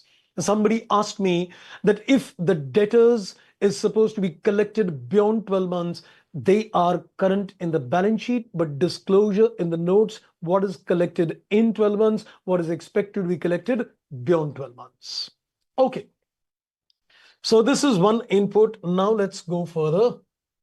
I am now going to come to the current assets with you. So let's now see what the standard says in terms of the current assets. So let's have a look on the current assets. So now we're going to look at what is the specific guidance in terms of how do you decide an asset is current or non-current? How do you decide a liability is current or non-current in nature? So this is the guidance applicable in terms of current assets. Entity shall classify the asset as current when A, B, C, D applies. Entity shall classify all other assets as non-current in nature. Now please hear me carefully, because I'm going to make some statements. I will document them as well, but please hear me very carefully. If you read this clause, it says A, B, C, and you can see the word or. You can see the word or, A, B, C, D, or D. If you want to classify an asset as current or non-current, you need to decide, please hear this very carefully, you need to decide, should I look at clause A or B or C or D? Depending upon the item, you are going to look at a given clause. I will now read these clauses. The item will decide which clause is going to be applicable. Let's read. It expects to realize the asset. When you say expects to realize the asset, my focus is more in terms of debtors. Or it intends to sell. When I say intends to sell, my focus is on finished goods. Or consume it, so we can say that my focus is on the raw material. So very clearly it says you expect to realize the asset, that is debtors, or intend to sell FG or consume it in the normal operating cycle. So I would say your debtors, your inventory in terms of FG, raw material WIP, is going to fall in clause A. So your clause number A is going to be typically applicable, you can say, to the debtors. They will be current in nature. It's going to be applicable to the inventory. And when you're looking at the inventory, we're looking at all three categories, whether it is raw material, whether it is WIP, or whether it is finished goods. So we can say undoubtedly all your debtors, FG, raw material, WIP is going to be current in nature because it will be in the operating cycle.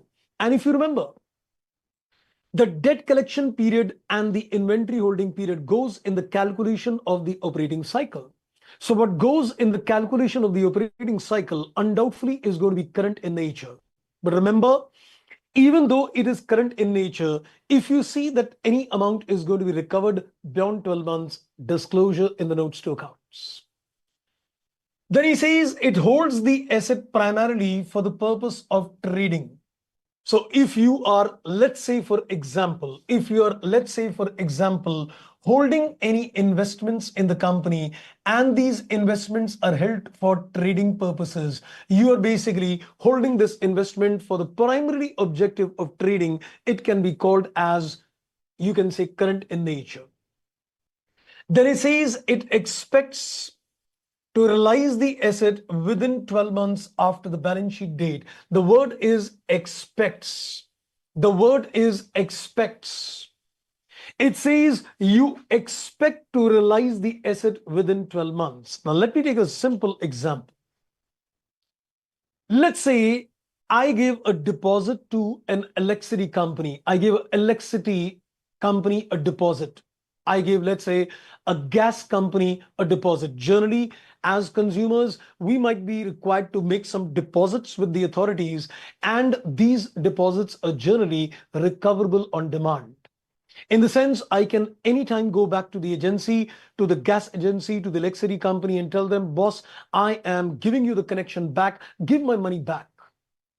But in this particular case, what does the standard says? You are expecting to realize the asset.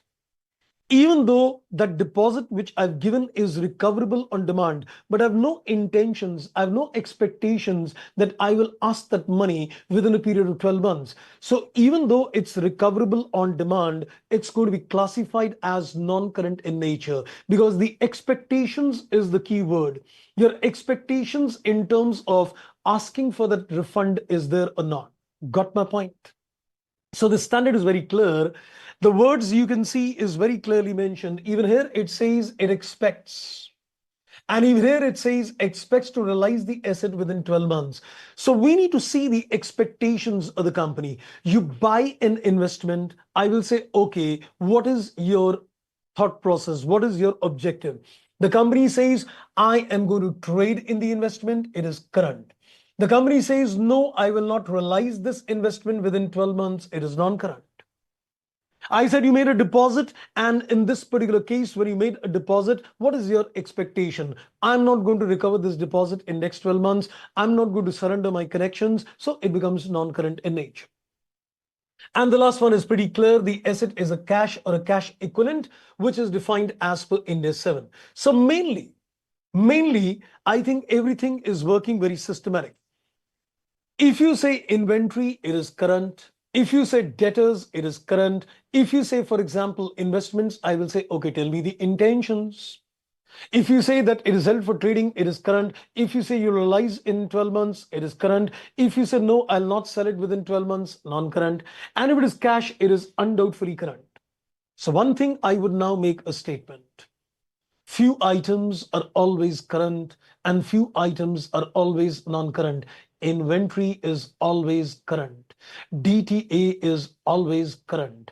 Cash and cash equivalent is always current. Receivables, I would say, is generally always current. Okay, so let's make a list out here.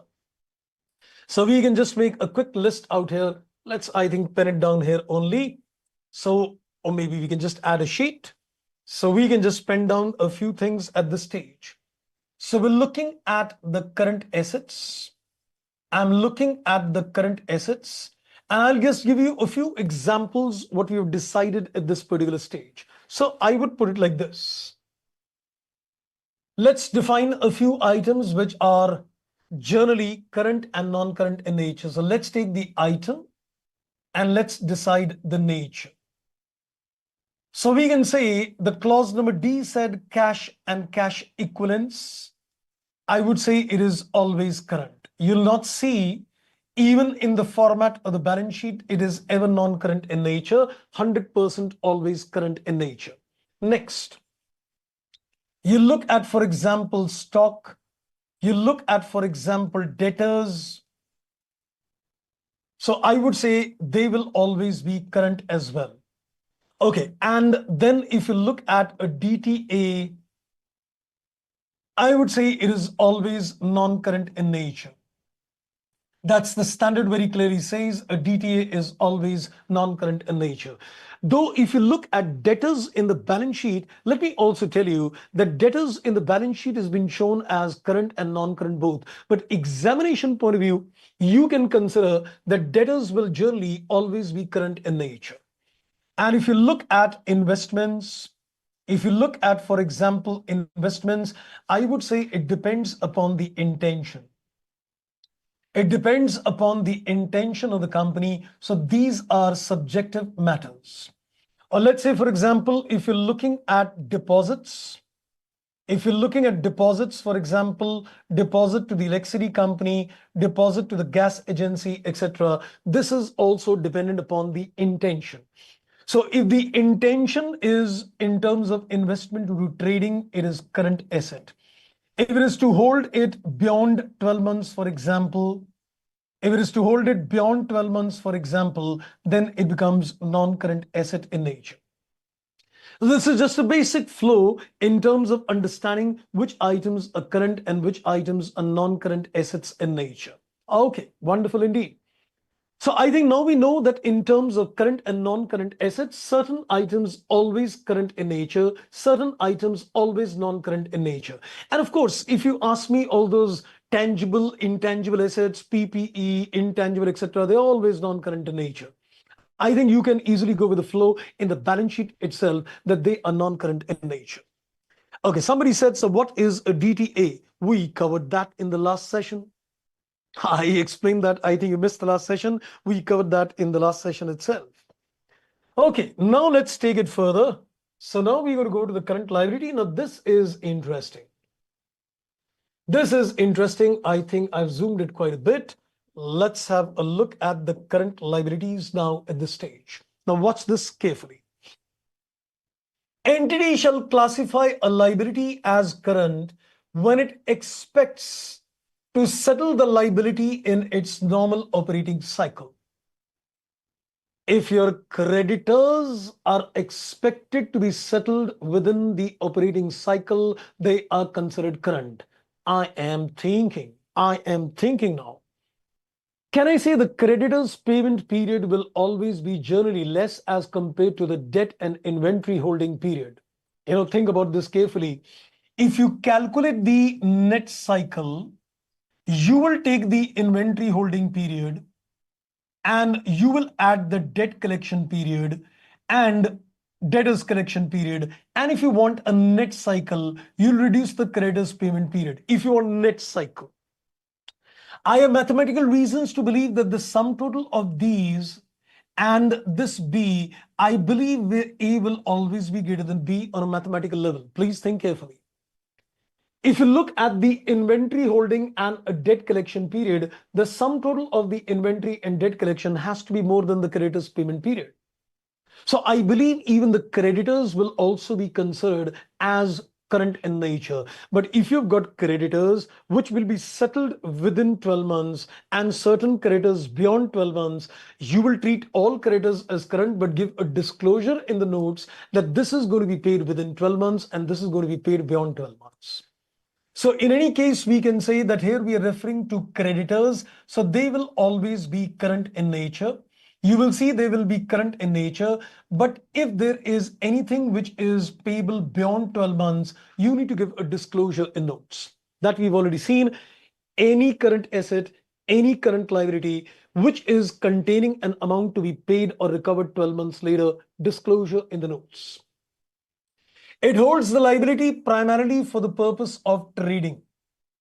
And then it says the liability is due to be settled within 12 months after the balance sheet date. Now, I want to explain something interesting. At this stage. Watch me carefully. Let's say there is a company XYZ Limited, and let's say there is a gas agency. Let's say there is a company XYZ Limited and there is a gas agency. Now watch me carefully. I want to give you a very good understanding now. The company XYZ gave a deposit to the gas agency, which is a security deposit. They gave him a security deposit, and this deposit is, let's say, to the extent of 5 lakhs. The question arises that for the company XYZ, it is undoubtedly an asset. And for the gas agency, it is undoubtedly a liability.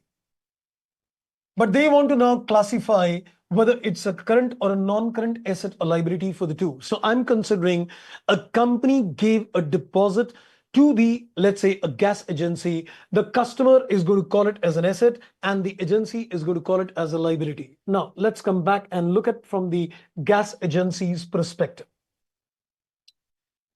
The liability is due to be settled within 12 months. And also look at D. It does not have an unconditional right to defer the settlement of the liability for at least 12 months after the reporting period. You will never apply clause C on a standalone basis. You will always apply C and D put together. You heard me correct. You will never apply the clause number C on a standalone basis. You will always apply C plus D combined. I will put the question of clause C and then also put the question on clause D and then decide the liability is current or non-current in nature. See, let's say in terms of the gas agency, I asked them a question. Is this deposit payable on demand? He said, yes, it is payable on demand. So that means, is it due to be settled within 12 months? So let's take two customers. Let's take two customers to make it very clear. Let's say this gas agency has got two customers. Let's say the gas agency has got two customers. There is a customer XYZ company and there is a customer ABC company. So let's say there is a customer XYZ, this company, and there is a customer ABC. The customer XYZ is already put a claim against the gas agency. I want my deposit back. The customer XYZ is already put a claim on the company and he says, I want my money back. So if he says, I want my money back, is the liability due to be settled within 12 months? I would say yes. The liability is due to be settled within 12 months. It becomes a current liability. The customer has already put a claim. So I just applied the clause number C. Since the customer has already asked the agency, give my money back. So is the amount due to be settled within 12 months? Yes, it is due to be settled within 12 months. Now let's go to another customer ABC. He has not put any claim to the company. He has not put his money back. He did not ask for the deposit till 31st March. If he did not ask for the deposit, I will ask the company, is the amount due to be settled within 12 months? Can't say, because he's not demanded the money as of now. He's not demanded the money as of now. So I'll go to the next clause. Does this company have an unconditional right to defer the settlement at least 12 months? Now let's come back. In this case, the customer ABC did not ask the money from the agency. So I will first put the clause number C.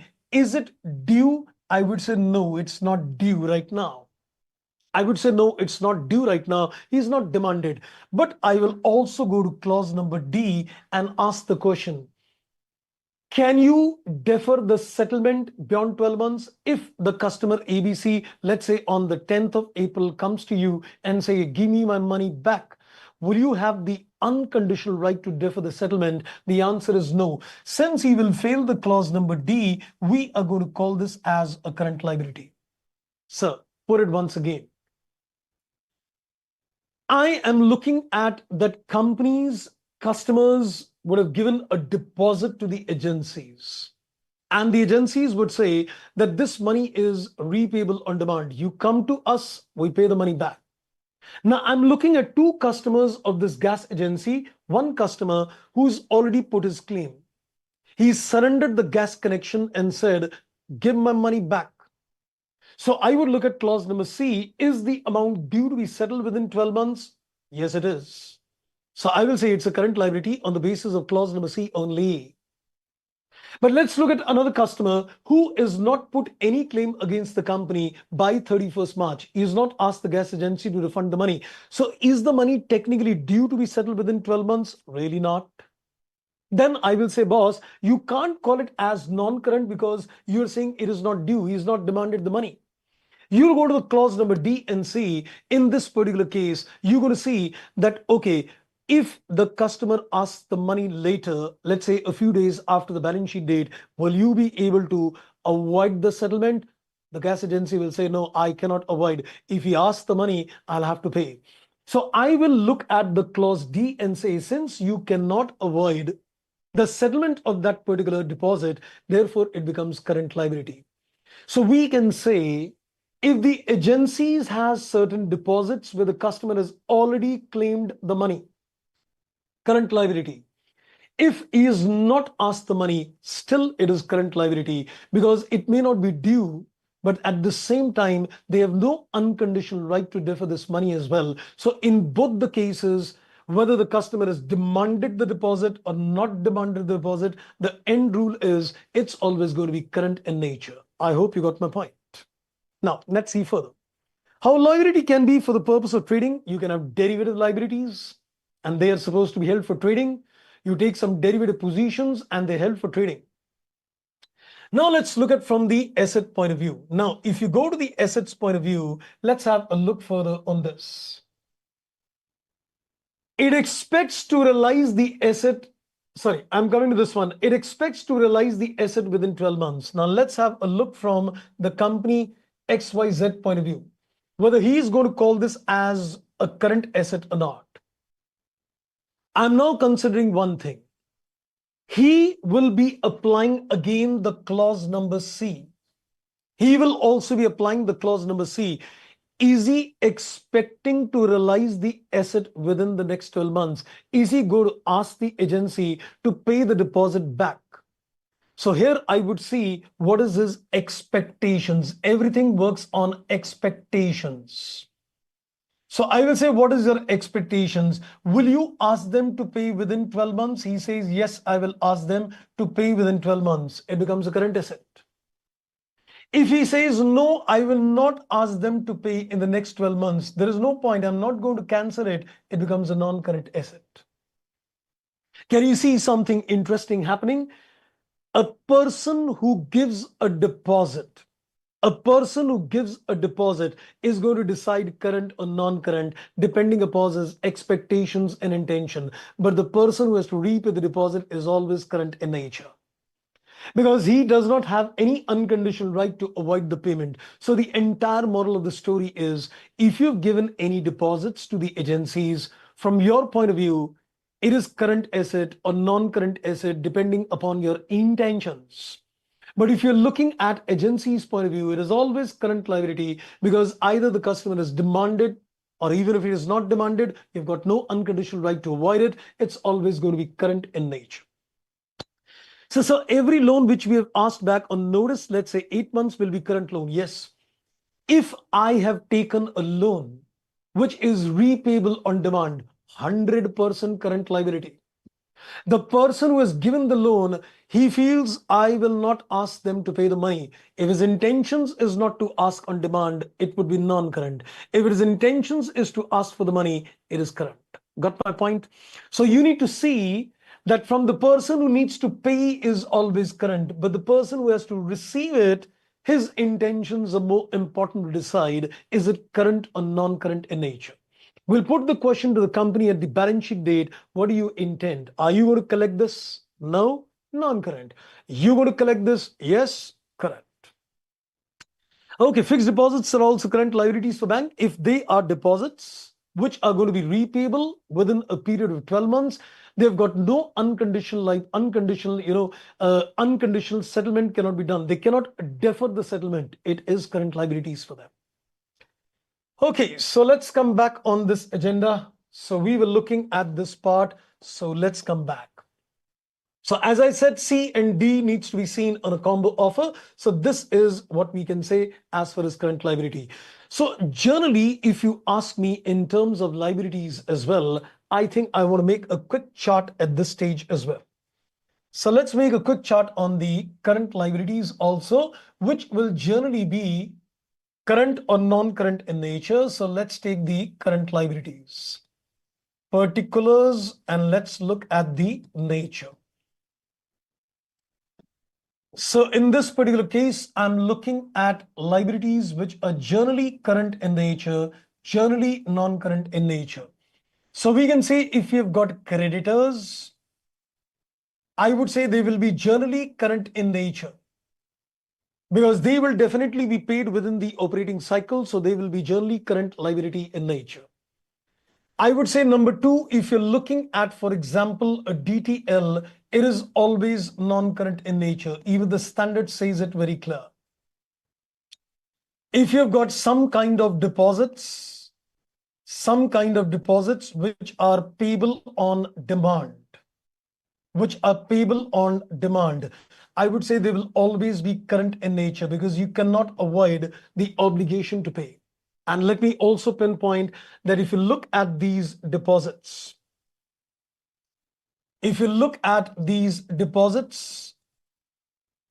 from holders' point of view, if you look at the deposit from the holder's point of view, who basically made a deposit, it depends upon expectations.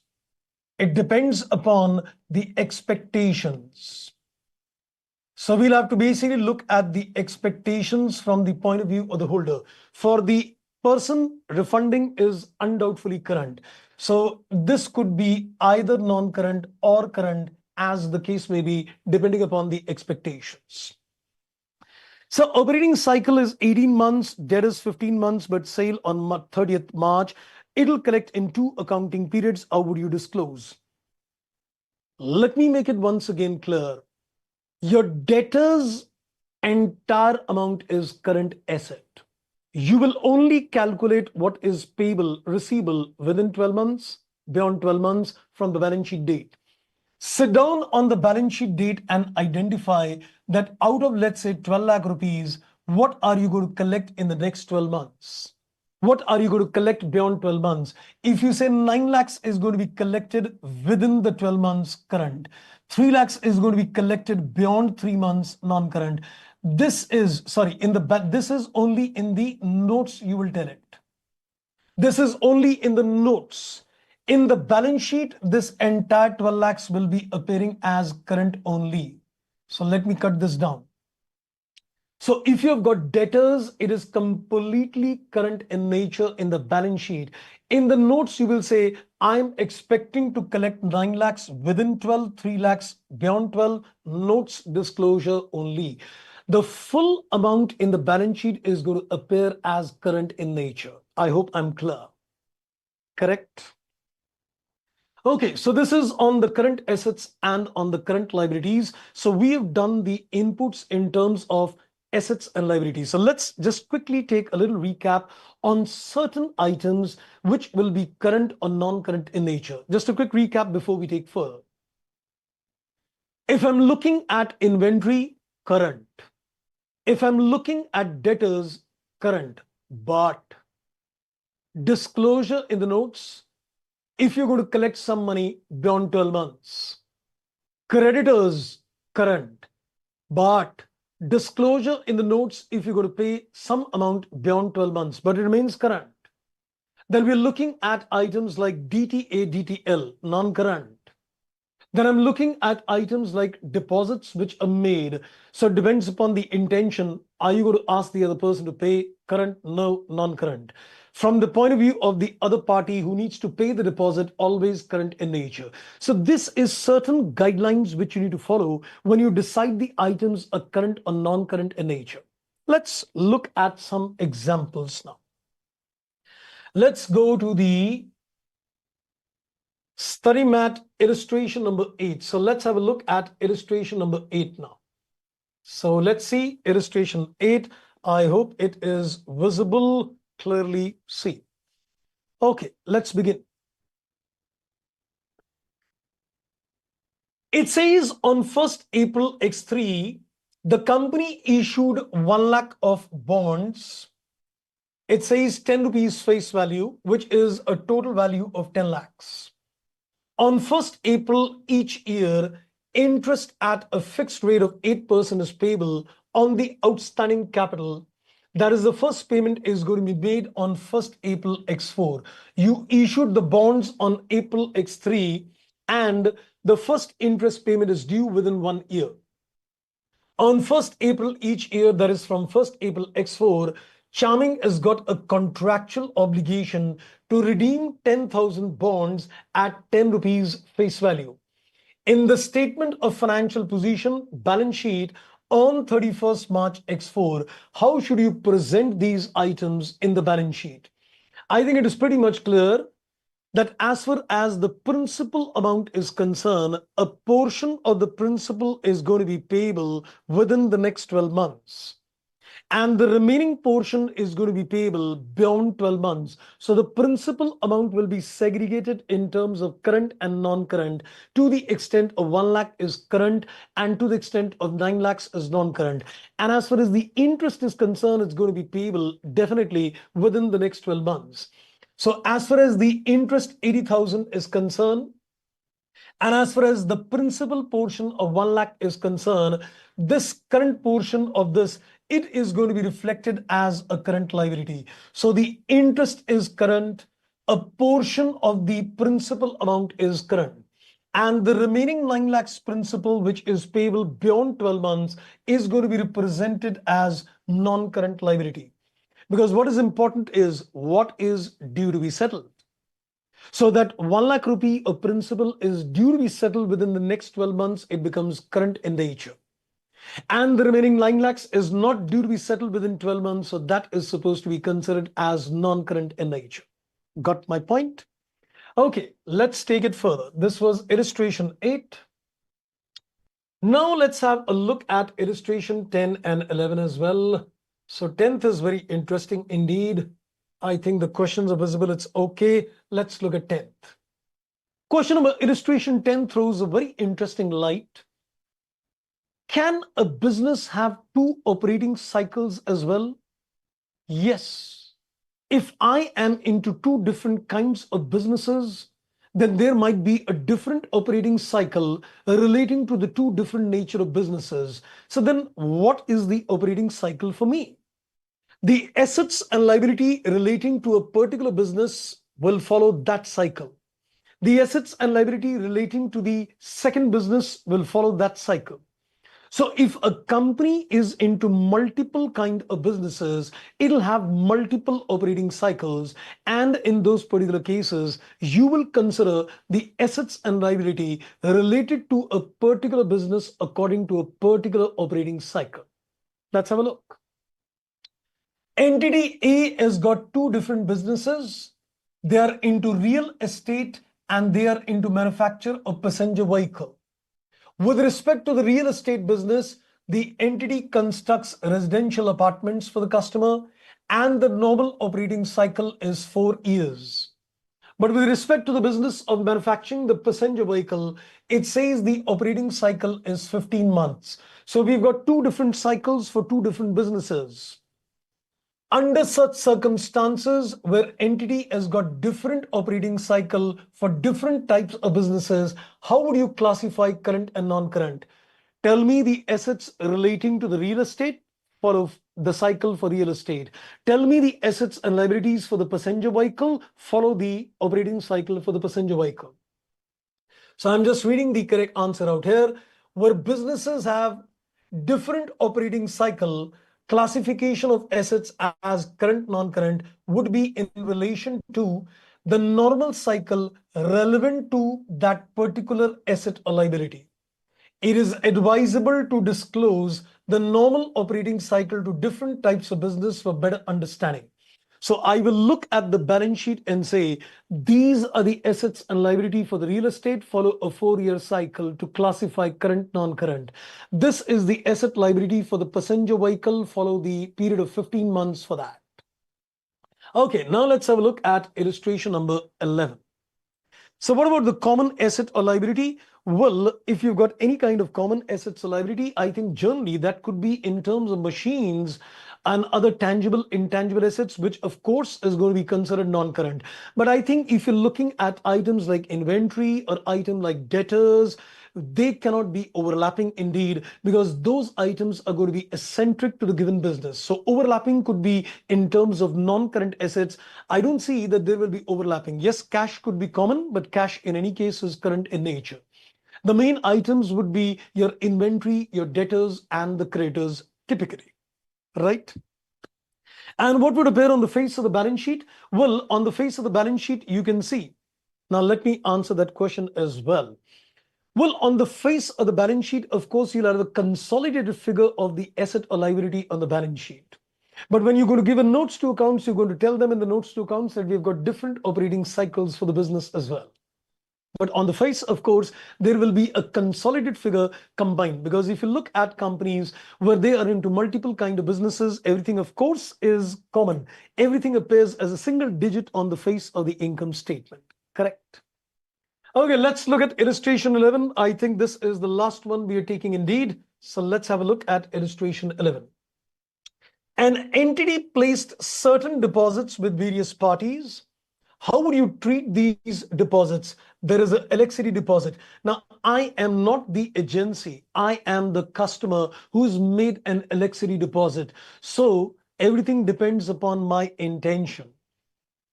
Then he says there is a tender deposit or earnest money deposit, or there is a GST deposit which is payable under dispute.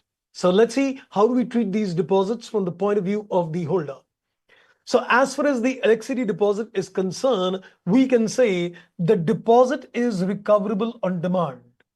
But we are going to look at the expectations, and expectations may be that I'm not going to ask this money in the next 12 months, then it become non-current. Though I have the right to demand it and it is recoverable on demand, but it does not become current in nature. However, practically, such electric connection is required as long as the company exists. So if you look at the commercial reality, entity does not expect to realize the asset within 12 months, and therefore it will be treated as non-current in nature. So everything depends upon the intention of the company. If the company does not intend to call this money back, it is non-current. Let's look at tender deposit now. Generally, the tender deposit or the earnest money is paid for participations in bids, and they will become recoverable if the entity does not win the bids. But until the date of the actual bid, nobody is in a position to decide. So what would happen? You'll have to again apply your expectations. You'll again have to apply your expectations as well. So let's look at the expectations. So accordingly, depending upon the demand, if the entity expects to realize the deposit in 12 months, it would be current, otherwise it will be non-current. So it is, again, as I said, subjective. It is going to depend upon your expectations. Are you going to expect to realize in 12 months or not? And then the third one is GST deposit paid under dispute. The same fate arises in this case as well. The expectations have to be understood. Classification of the GST deposit in the event of any legal dispute would depend upon the facts of the case and the expectations of the entity to realize it.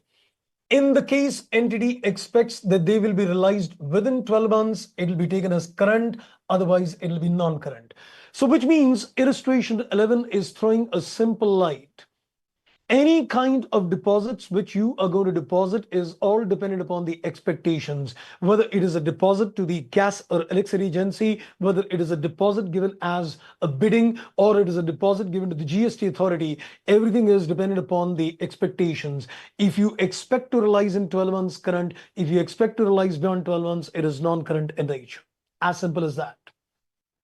Okay, I think we've done a couple of questions on this area. Now, there are a few more illustrations which are also connected to the concept of current assets and current liability, which I want you that you can read through and analyze these statements. But that brings us to the end of the journey in terms of Index 1. The most important aspect of this index, what we have learned, friends, is the structure of the balance sheet, the income statement. More importantly, other comprehensive income and the concept of SOCI, the tab 1, tab 2, tab 3. I'm sure you want to look at the initial part of the video once again. Do that. You got a weekend ahead. So get your concept strong, look at those portions again maybe, and make your keynotes, make your mind maps, documenting the key inputs. Trust me, this is going to act as a good foundation in terms of your coming lectures on financial reporting. So I would be taking a leave from you. I might be joining you in some other topic, not in the next session, of course. And maybe we see you in some other topic later, maybe something technical. So you'll get your timetable schedules for that later. So it's been a wonderful journey. I think creating your base work in terms of these 3 lectures, I hope I have be able to meet your expectations as well. Current in nature. Okay, sir, I have one question. Please wait. Yes, if billing date is within 12 months, it is current asset. Yes, you can say that. Okay, I think somebody has a question. Yes, please go ahead with your questions.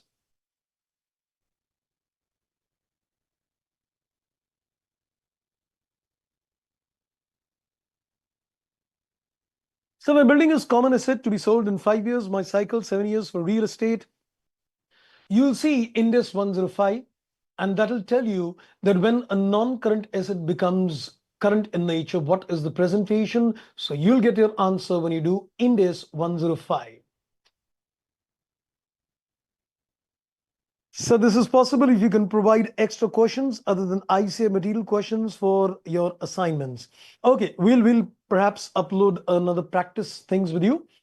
Though I think those questions could be from the past examinations. I'll see if we can share something to you, but there are a lot of questions in the study material itself. You can do that. Maybe you can refer to questions on the website. RTPs have been uploaded, and you can see the mock testers, test papers and all. So numbers of questions are there. So thank you very much for your wonderful explanation of the topic. Thank you very much indeed. That was a pleasure. So I think, friends, time to bid you goodbye on that. The journey has just begun. Wish you all the best for the journey. We'll see you and catch you in some of the sessions as well. Thank you. Bye-bye. Enjoy your weekend. Thank you. हाँ जी. Thank you ji.